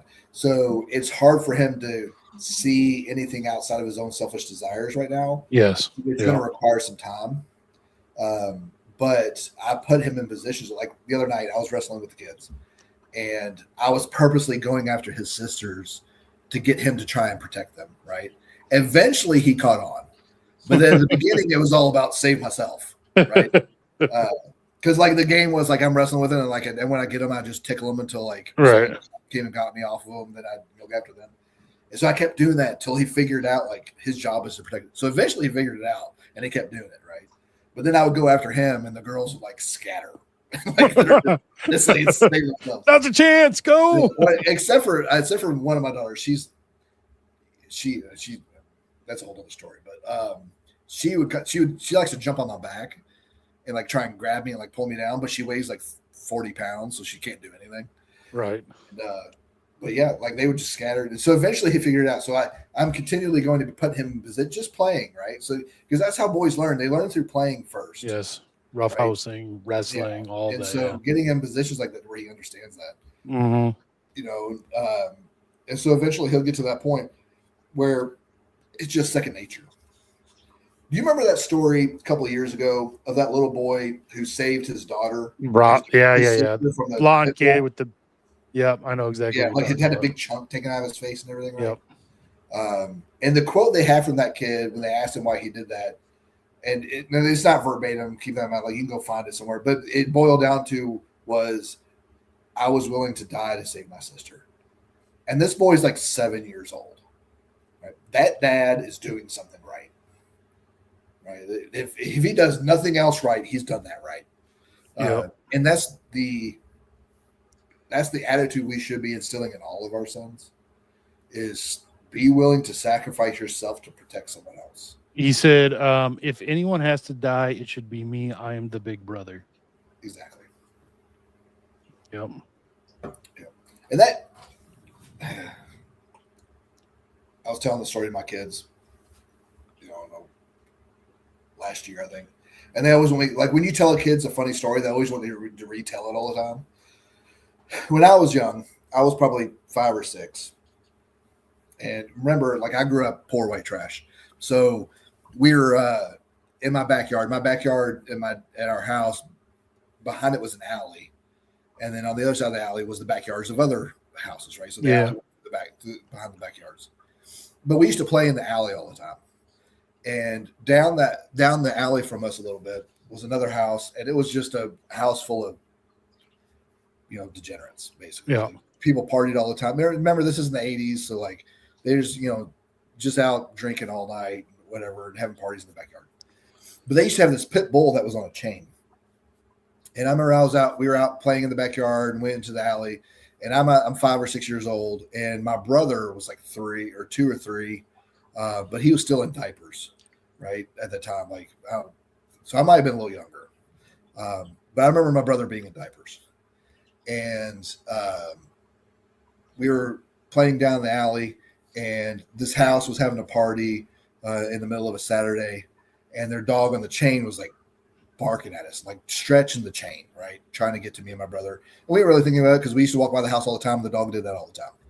Well, this time the dog broke the chain, right, started coming at me and my brother. And so we're running, and I'm pushing my brother in front of me, right, trying to get him. But he's like in a diaper, so he's probably 2, maybe 3 at the oldest. I don't know. My parents might have been lazy and didn't want to get him off diapers. I don't remember. But I'm pushing him in front of me, so like he gets home because he's got little stubby legs. He's like running like a midget. And so I'm pushing him in front of me, and we're getting to the house, but there's a car parked in back of our house, and I pick up my brother and I throw him on the back of the up on the hood of the car, and I jump up, and the pit bull comes up and bites my brother on the butt and pulls the diaper off of him, right? And then my dad comes out and like chases his dog away, right? And gets it away. But my brother to this day still remembers that, right? And I don't know how he remembers anything, because I don't remember a lot from my childhood because there's a lot of trauma involved. Right. He still remembers that to this day, that I was pushing him to keep him away from the dog and putting myself between him and the dog. And then throwing him up on the back of the car. And it's interesting to me that how that's a memory that my brother still remembers to this day. Mm-hmm. Right? And this is 40 years ago. But Man, it's old. Yeah, the pit bulls should all be put down. 100%. 100%. I used to own a pit bull. Well, he was like half pit bull, half lab, all retard. But Did you describe your dog or you? both. It makes sense. They say dogs are like their owners. He was so dumb. He was so dumb. I remember we were in the living room day, and he's just like looking at me, and he's sitting right next to the coffee table, and he sneezed and hit his face on the coffee table. And you are the dumbest dog. Oh my god. Yeah, Matt Walsh is correct on the pit bulls. They should all be put down. They were a dog that was specifically bred. For fighting. One initially was to literally take down a bull, but then they were bred to fight. Yep. So their jaws are so strong that they can clench down and you can never get them off. They're way past redeemable at this point.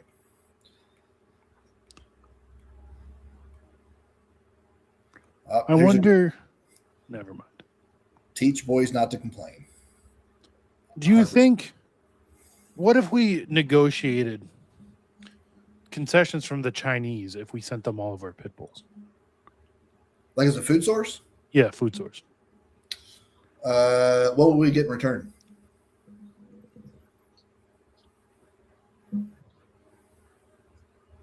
Like all of our farmland? They can take all the pit. No. they can take all the pit bull owners for us too. Okay. That's what we get in return. Okay. So then, like the 13% goes down to like 2%. Something like that. Then they don't. Then they don't need the Uyghurs and the Uyghurs, not Wiggers, guys, in the concentration camps for kidney transplants. I mean, I think that's a good deal. I'd make that deal. That's a damn good deal. If y'all aren't in the Telegram, I posted a picture of where Anthony used to hang out. I did see that. I did not say Wiggers. I said Wiggers. He said Wiggers, not Wiggers. Come on. Ocean. I mean, it's very obvious he said Wiggers, not Wiggers. Very clear. Super clear. Couldn't be any clearer. But yes. We're so stupid. Complaining boys, complaining men are. Now, keep in mind, there's a difference between complaining and not doing anything about it and complaining and doing it anyway. Right? There is. So I'll complain, but I'll do it anyway. Yeah, I'm the same way. But the people who complain to get out of doing it, hopefully hoping that you just give up and don't want to fight them on it. Yes, I agree. That's horrible. And that's it. It shows a high degree of effeminacy. Again, going back to one of the original sins that Adam committed in the garden. He's unwilling to do what is hard because he doesn't want to separate himself from pleasure, the pleasure of doing whatever he's doing right then. But yes, I agree 100%. I've been reading Warren Carroll's The Last Crusade, his history of the really like history of the first year of the Spanish Civil War. Mm-hmm. And I mean, there's so much of it that strikes you. One, like, if you were taught anything about the Spanish Civil War at all in American schools, it's that the nationalists were evil fascists like Mussolini and Hitler, and were Nazis basically, and the Republicans were just like freedom-loving Americans, and that's all just total BS. But like one of the passages that really struck me was there's this castle in the old capital of Spain called Toledo, right? And the castle, which they call the Alcazar, was being used as a military academy at the time when the nationalists rose up against the Republic, and the rising by the nationalists was really among the officers. So the commandant of the academy, joined the nationalists and held the Alcazar against the Republicans for for months, basically. And but at one point, so he the commandant lived in Toledo. His family lived there too, and the Republicans captured one of his sons, his 24-year-old son, Luis, and they gave Luis the phone. They called the Alcazar and asked to speak to the commander, and gave his son the phone. And he here, I have a passage here. It says, Luis was then given the phone. Papa, he cried. What is happening, my boy? Nothing, Luis answered. They say they're going to shoot me if the Alcazar does not surrender. But don't worry about me. If it is true, replied his father, commend your soul to God, shout Viva España, and die like a hero. Goodbye, my son, a kiss. Goodbye, father, a very big kiss.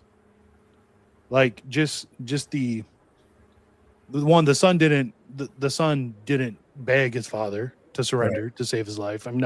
He said, don't worry about me.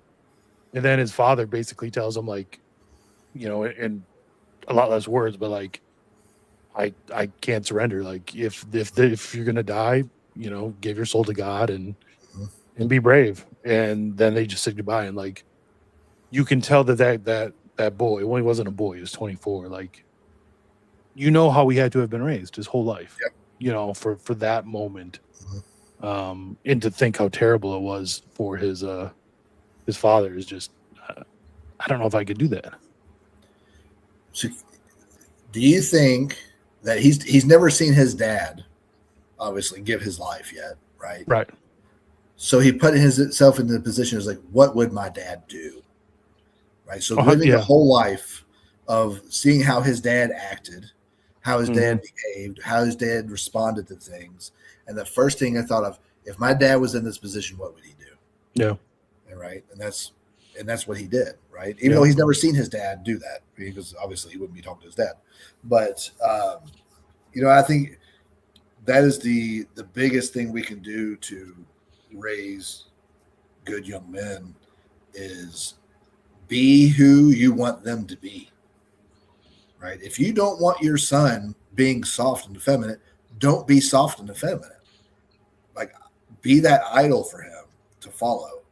Right. Be that example for him. If you don't want your son to complain or kvetch, as was said in the comments earlier, then don't do that. Right. And because your son is going to pick up on what you do and think that's what he should do. Right. So the way my son sees me treat his mother and the way I love my wife is how my son will learn to treat his wife when he's older, if he chooses to be married and not discern a vocation to the priesthood. Right.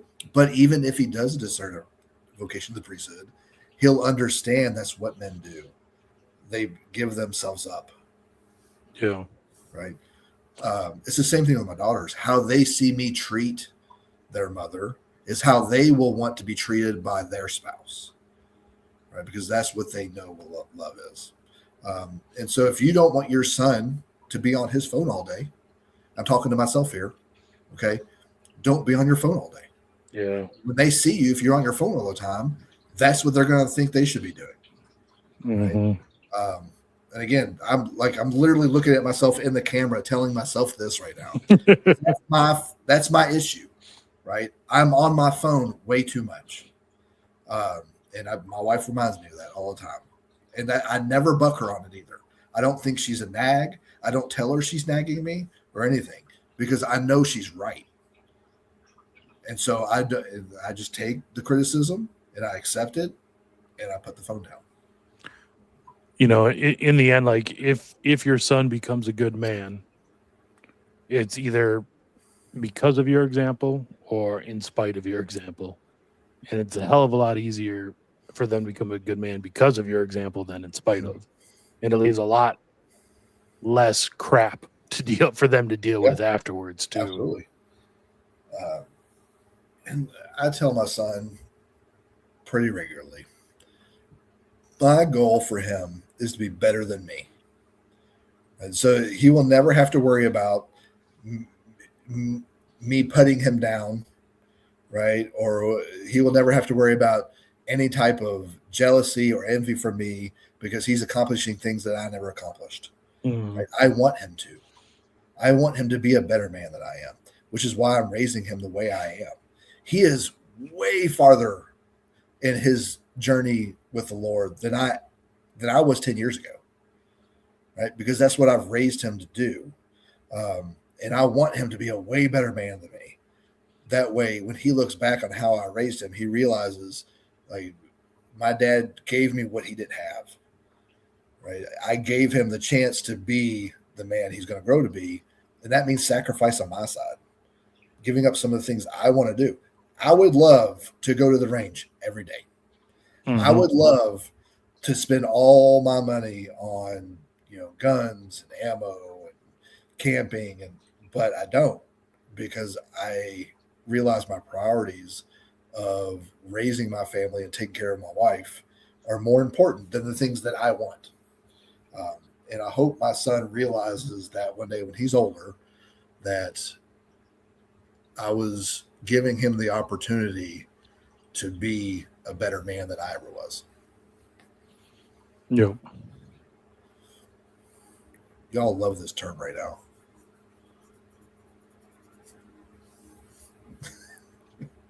So autofaggy. What are we talking about here? I don't even know. Smeal yourself in garlic and butter and you'll repel the vampires better. The chat's in a completely different topic right now. I don't even know what they're talking about. Many such cases. I saw a report Friday by a executive in the oil industry, and he was talking that our oil reserves that we have in like tanks and stuff, if the Strait of Hormuz is not opened by the end of this week, we will run out of oil reserves to refine into fuel by July 4th weekend. Well, that's not great. No, it's not. No, I mean that's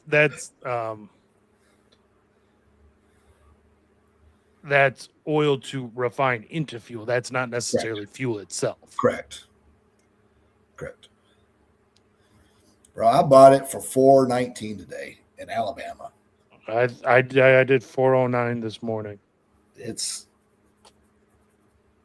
Look, I'll pay $6 a gallon if we get around all the Indians. I'm fine with that. You say to Paul. He's not lost on it. I know.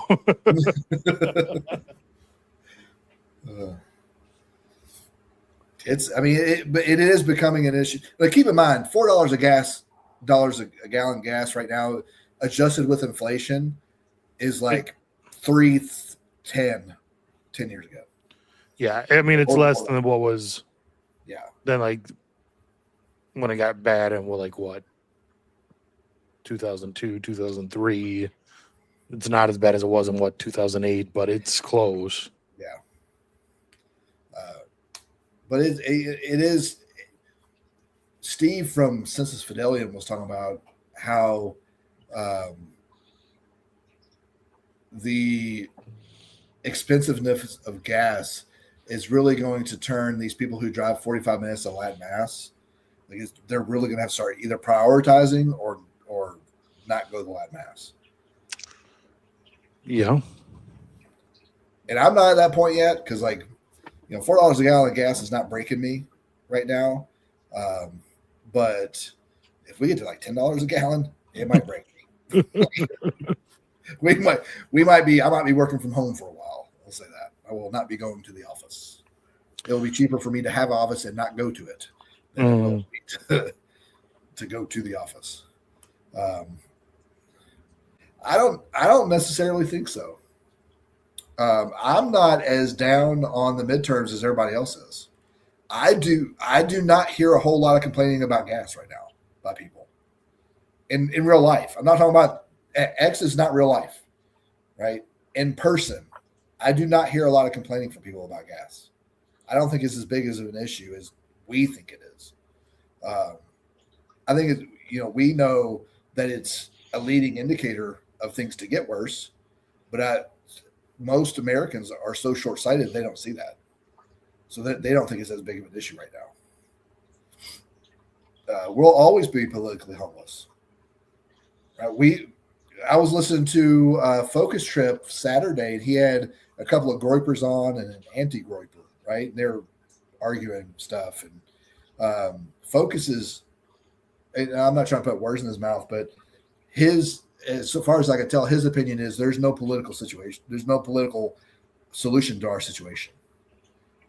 This is going to end with violence, right? Whereas the groypers are like, no, we're just going to give up we're giving up the 26 midterms to work on 2028. Like, at what point? Because I sent a very off-color text to Rob about Nicholas J. Fuentes. You did. That was a strong one to wake up to that day. I know, it was at 6:30 in the morning. I woke up and like, whoa, Adrian is worked up already. But there is no situation that groypers will criticize Nick whatsoever. Like, and so they are putting their trust in princes at this point. And your text got me thinking, and seems to me, at least in our modern age, right-wing folk are much more likely to, I don't want to say fall for, but to fall for a cult of personality. Don't you think? Like, you don't see too many cults of personality on the left. Like, yeah, maybe Obama had one. I don't know, because AOC's got a pretty big. If it weren't for a cult of personality, she wouldn't be elected. Like, if she wasn't a big booty Latina, she would never got invented. Right, but I don't know. I don't see anyone devoted to her. Like, people get devoted to Fuentes, or like people get devoted to Trump, or Yeah, I can see it. What about like with Destiny or Hassan Piker? I guess I don't. I don't. Maybe it's because I don't know anyone right on that side, so maybe I'm not seeing the cult of personality around those people. But it seems to me like people on the left are so much more wrapped up in their political, socioeconomic system than a personality, where people on the right, at least lately, seem to gravitate towards personalities and less actual, like, strict ideologies. I think that's because we're not in that circle. Could be. Yeah, definitely could be. Because I see much more. I don't see a whole lot of leftist content in my timelines at all, unless we're making fun of something. But, yep. So I think we see it, because we are not in the golden Trump calf circles or the Nicholas J. Fuentes idolization circles, right? Because one of the arguments that was brought up in that roundtable was, one of the guys brought up was, Fuentes never. He's like the Lofton of that section, where he's never found a bridge he isn't willing to burn, right? And he doesn't coalition build. Just anytime someone seems to get on par with him or even threaten his stance in the situation, he burns them to the ground. Right? Yeah, he did it with Casey Putsch, which he's doing with Dan Bilzerian. Like, these are guys that are like agreeing with him on a lot of stuff, right? And he decides to burn them to the ground. I mean, I'd burn bridges with Dan Bilzerian too, though. I mean, I do too, but like, I don't agree with him on hardly anything. Yeah. But these are guys that are on Nick's side on a lot of stuff, and he just burns it all. Like, and then they brought up the issue where, like, who has Fuentes promoted that has done better, right? He even makes fun of Pine Sap, and Pine Sap would like bend over for him, and he makes fun of him all the time. Like, what's his name? Paul Miller. Like, he burned that bridge too. Like, this guy agrees with almost everything you do, and your only view is to burn these guys. I don't get it. Yeah, I don't understand. Yeah, there's a lot there I don't understand. I'm gonna find this comment that Ocean said a second ago. When I started,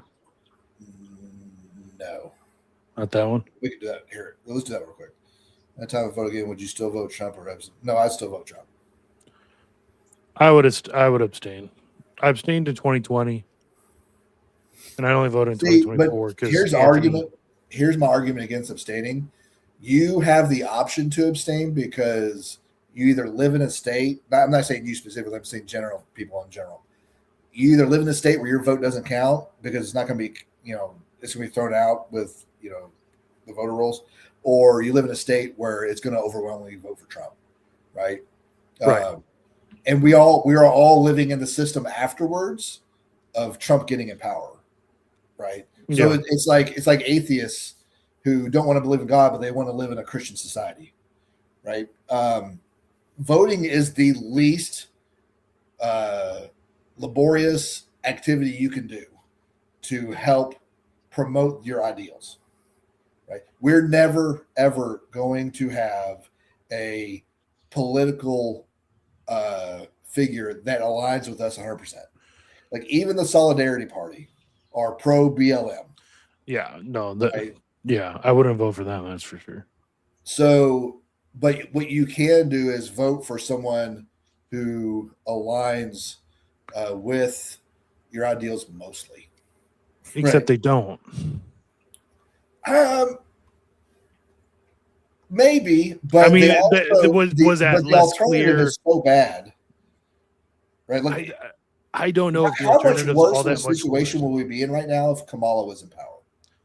Things would be a little bit more obvious, right? Like,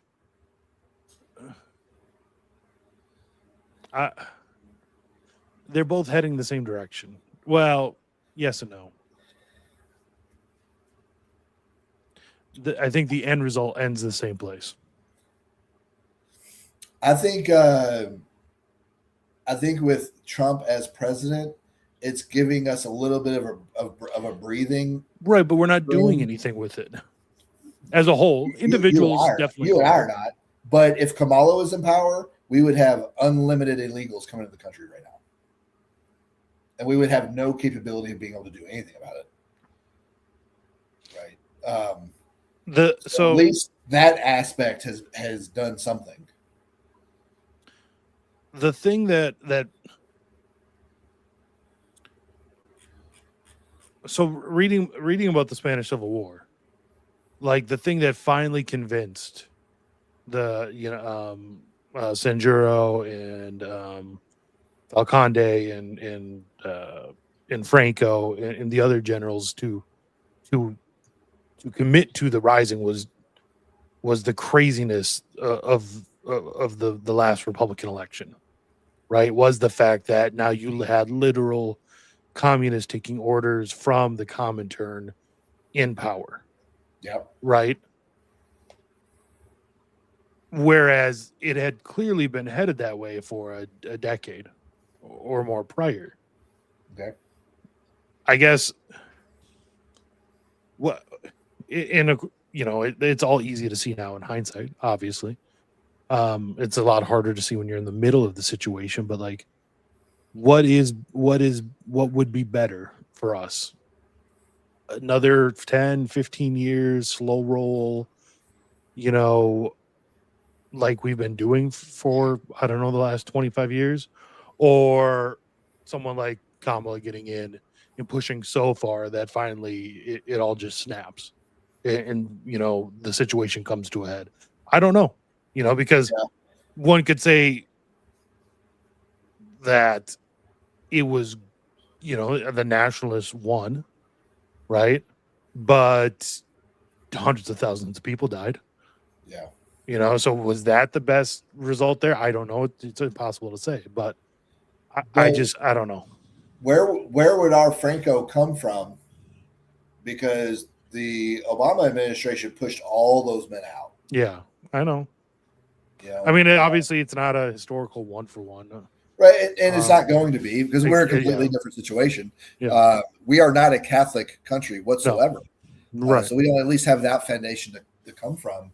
But So, that's one reason why I don't know if it's exactly because of that. I don't know if having the so-called the Republicans in power is that much better for us. Is it better to have the warmongering Jews in control instead of the gay homo Jews in control? For us Catholics, either way, you're attending a bar mitzvah.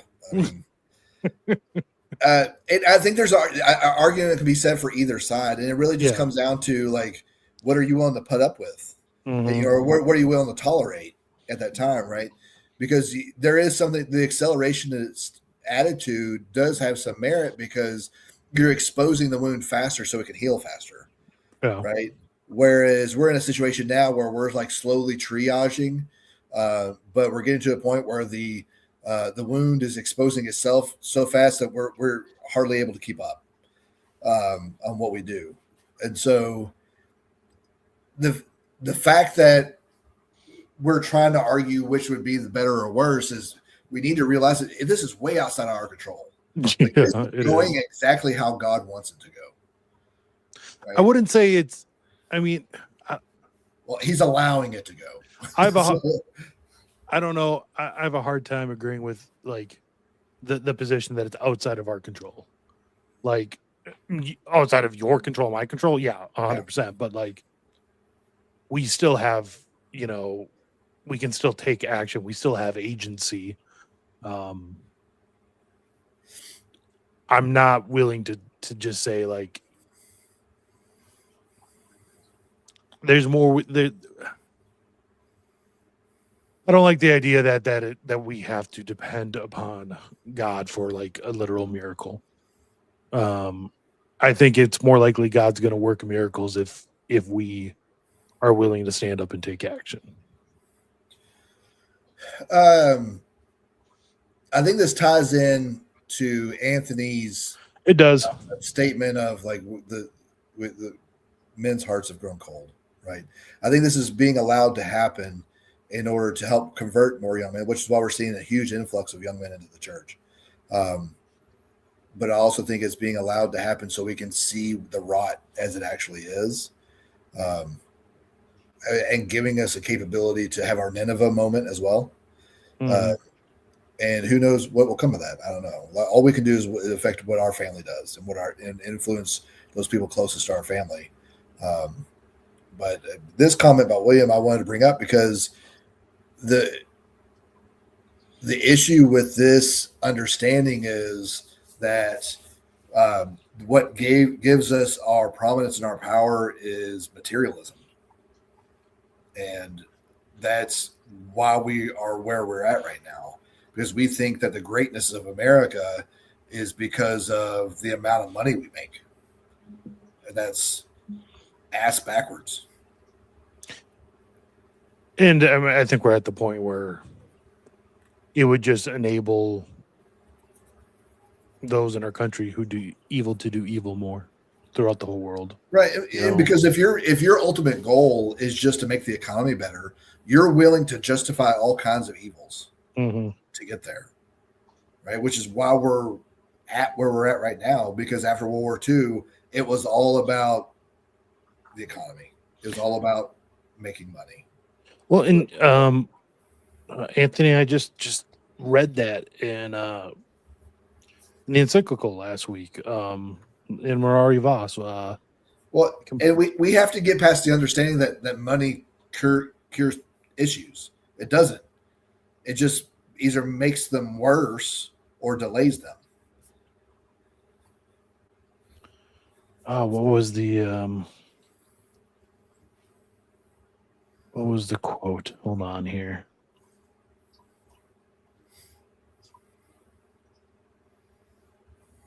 Cities, or I'm sure you could say countries, renowned for wealth, dominion, and glory, perished as a result of this single evil, namely immoderate freedom of opinion, license of free speech, and desire for novelty.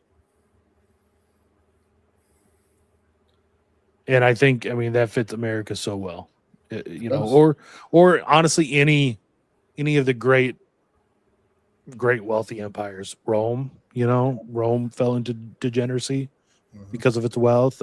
Britain largely did. It's a. Have we ever talked about Sir John Glubb and the Fate of Empires? No.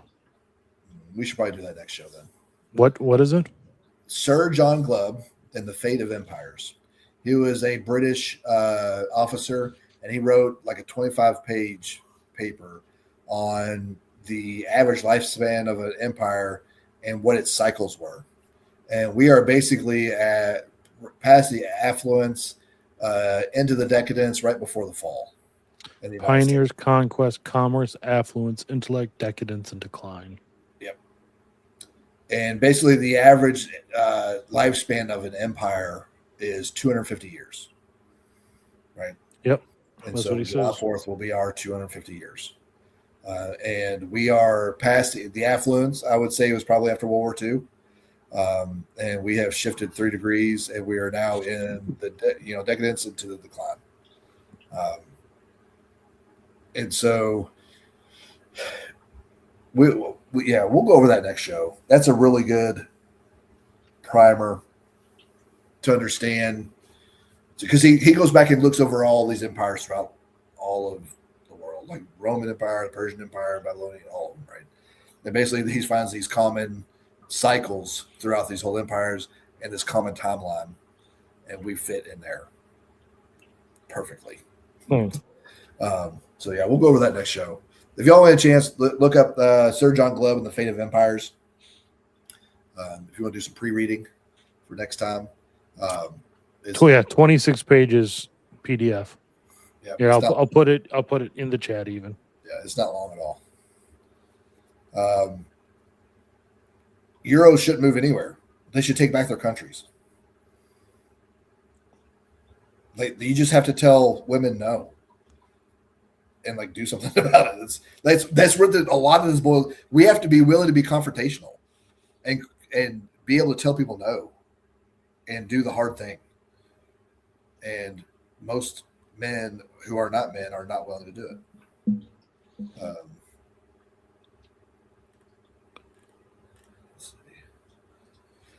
As William say, my point is for the U.S. not to be pilfered or empowerment.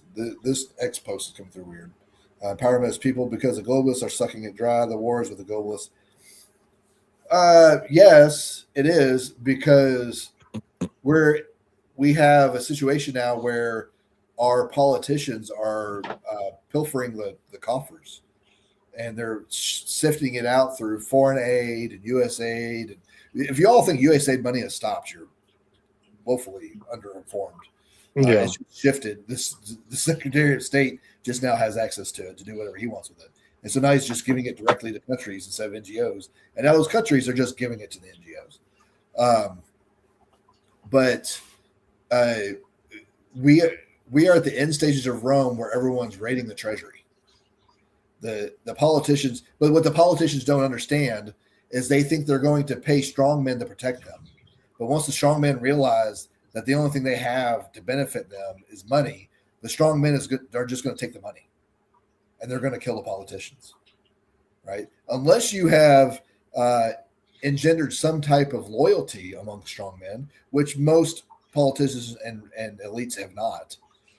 They have no reason to protect you. And that's where they fail to understand human nature.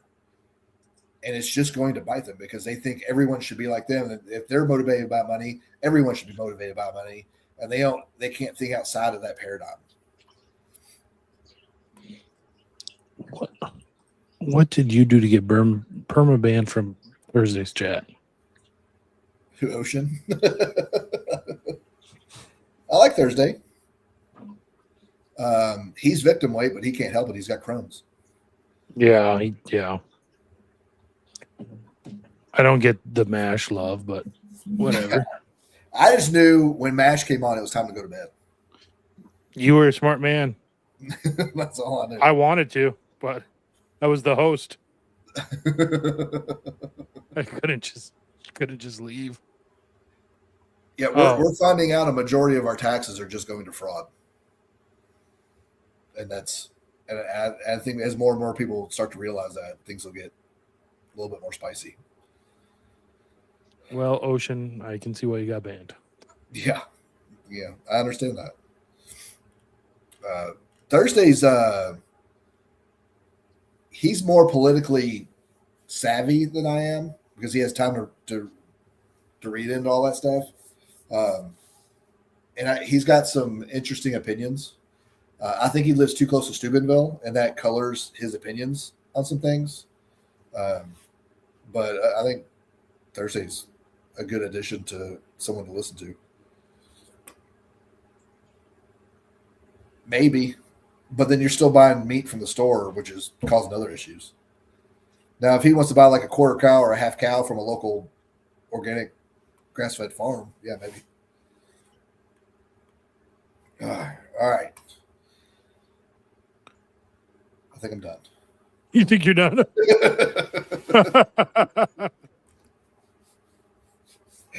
All right. So next show, we'll go over Sir John Glove's Fate of Empires. Get into Telegram. I'll post my Dickens drill on the channel, and I'll also put it in Telegram, so y'all can see me do it as well, and see somebody that actually shoots fairly regularly. I still sucked the first time I did it, but get in Telegram. We got a lot of good guys in there. We got the competition. Did you send that first prize out yet? Joe, it's not my fault. Well, hold on. Did you send me the address? I did. Where did you send it? I probably telegrammed it to you. Probably telegrammed it to me. Yep. Nope, you didn't, because all I have from Telegram on you is Then I text it to you because I know I sent it to you. a video of my face on someone's body doing karate, and you looking like you have Downs with the shirt that says Henry Cavill fan club president. It's probably in your text, but I'll get it again. I'll text it to you again. But that was weeks ago. I said that. I know I'm terrible at it. I'm sorry. Hold on, let me get the Telegram link real quick. Are we wanting to switch to Fridays for the summer till your son's done with T-ball? We pulled him out of T-ball. Oh, what happened? The coaches were just terrible, just miserable. Oh, really? Yeah, they weren't learning anything other than how to screw around. That's all T-ball is, man. Well, it's like soccer at that age. It's just kids chasing the ball the whole time. Yeah, I don't know. It just I've never seen a value in T-ball.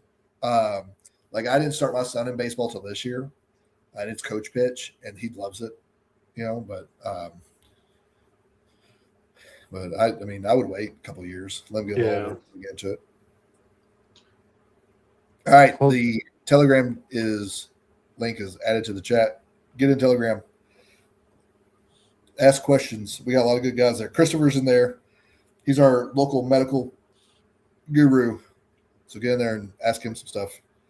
I'm trying to blackmail him into starting a business.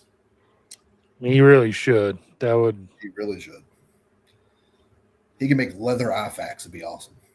Leather eye, that would be cool. You don't really see those at all.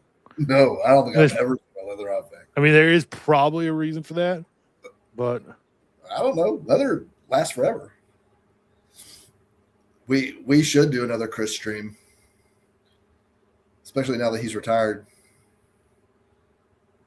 Like professional wrestling.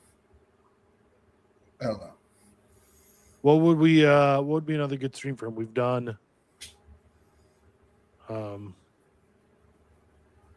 we did IFAX, and then you did like a home apothecary, right? Home apothecary was one we did. I don't. We could probably do one about mentally dealing with horrible injuries. Like, what do you mean? What kind of injuries? Like, have you ever had to put a tourniquet on a gushing arterial bleed? Ooh, no. It's a lot of blood. It's a lot of blood. and things get real slippery real quick. Or like open fractures, fractured skulls, protruding eyeballs, things like that, right? Like with seeing horrific things, like how do you deal with it? And mentally deal with it. We do something like that. We can figure. I mean, we can just go on random topics with him. I don't think it'd be an issue whatsoever. Hold on. Keep talking. I'm finishing this order for Joe for that shirt before we get off. You're welcome, Joe. Before we get off. Welcome, Joe. And guys, the competitions are not. It's you enter by doing it, right? Like that is your entry. Like it's not who does the best. Everyone gets an equal chance of winning just by entering. So it's not the best shooters all the time, or it's not the whoever does it best every day. It's just by entering, you get a chance of winning. If you win, you get a choice of your desired Avoiding Babylon merchandise, which I personally will buy for you. Again, we don't do this for money whatsoever, obviously, because we have 25 people watching us. But we would be starving to death. we would not be doing good whatsoever.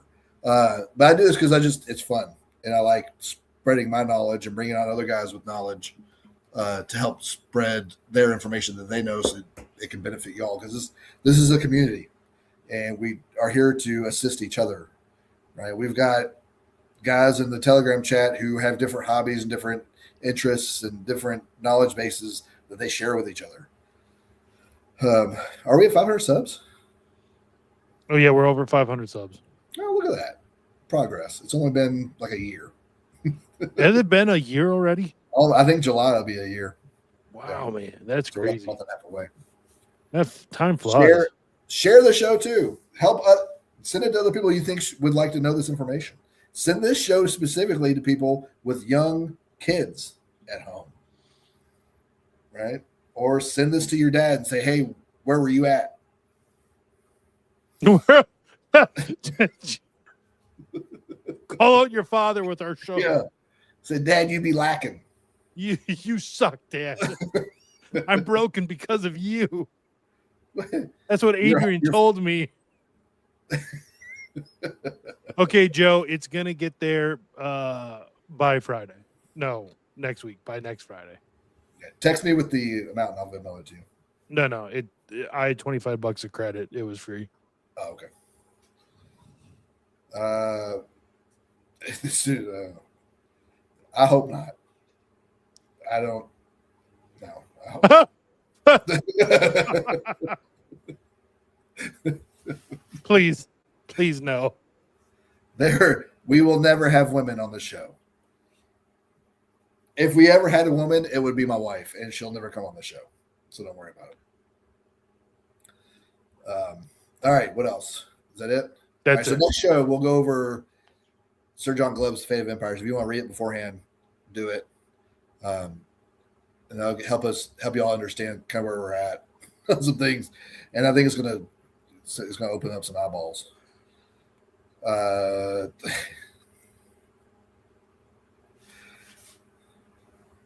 Yeah, I've heard that a couple times. But that should be it, guys. We'll see y'all next week. I'm gonna go offline and go tell Rob this off-color joke from today. That's it. I cannot wait. Almost got myself kicked off the golf course. Oh my gosh. Okay. All right, y'all get ready for the greatest outro ever.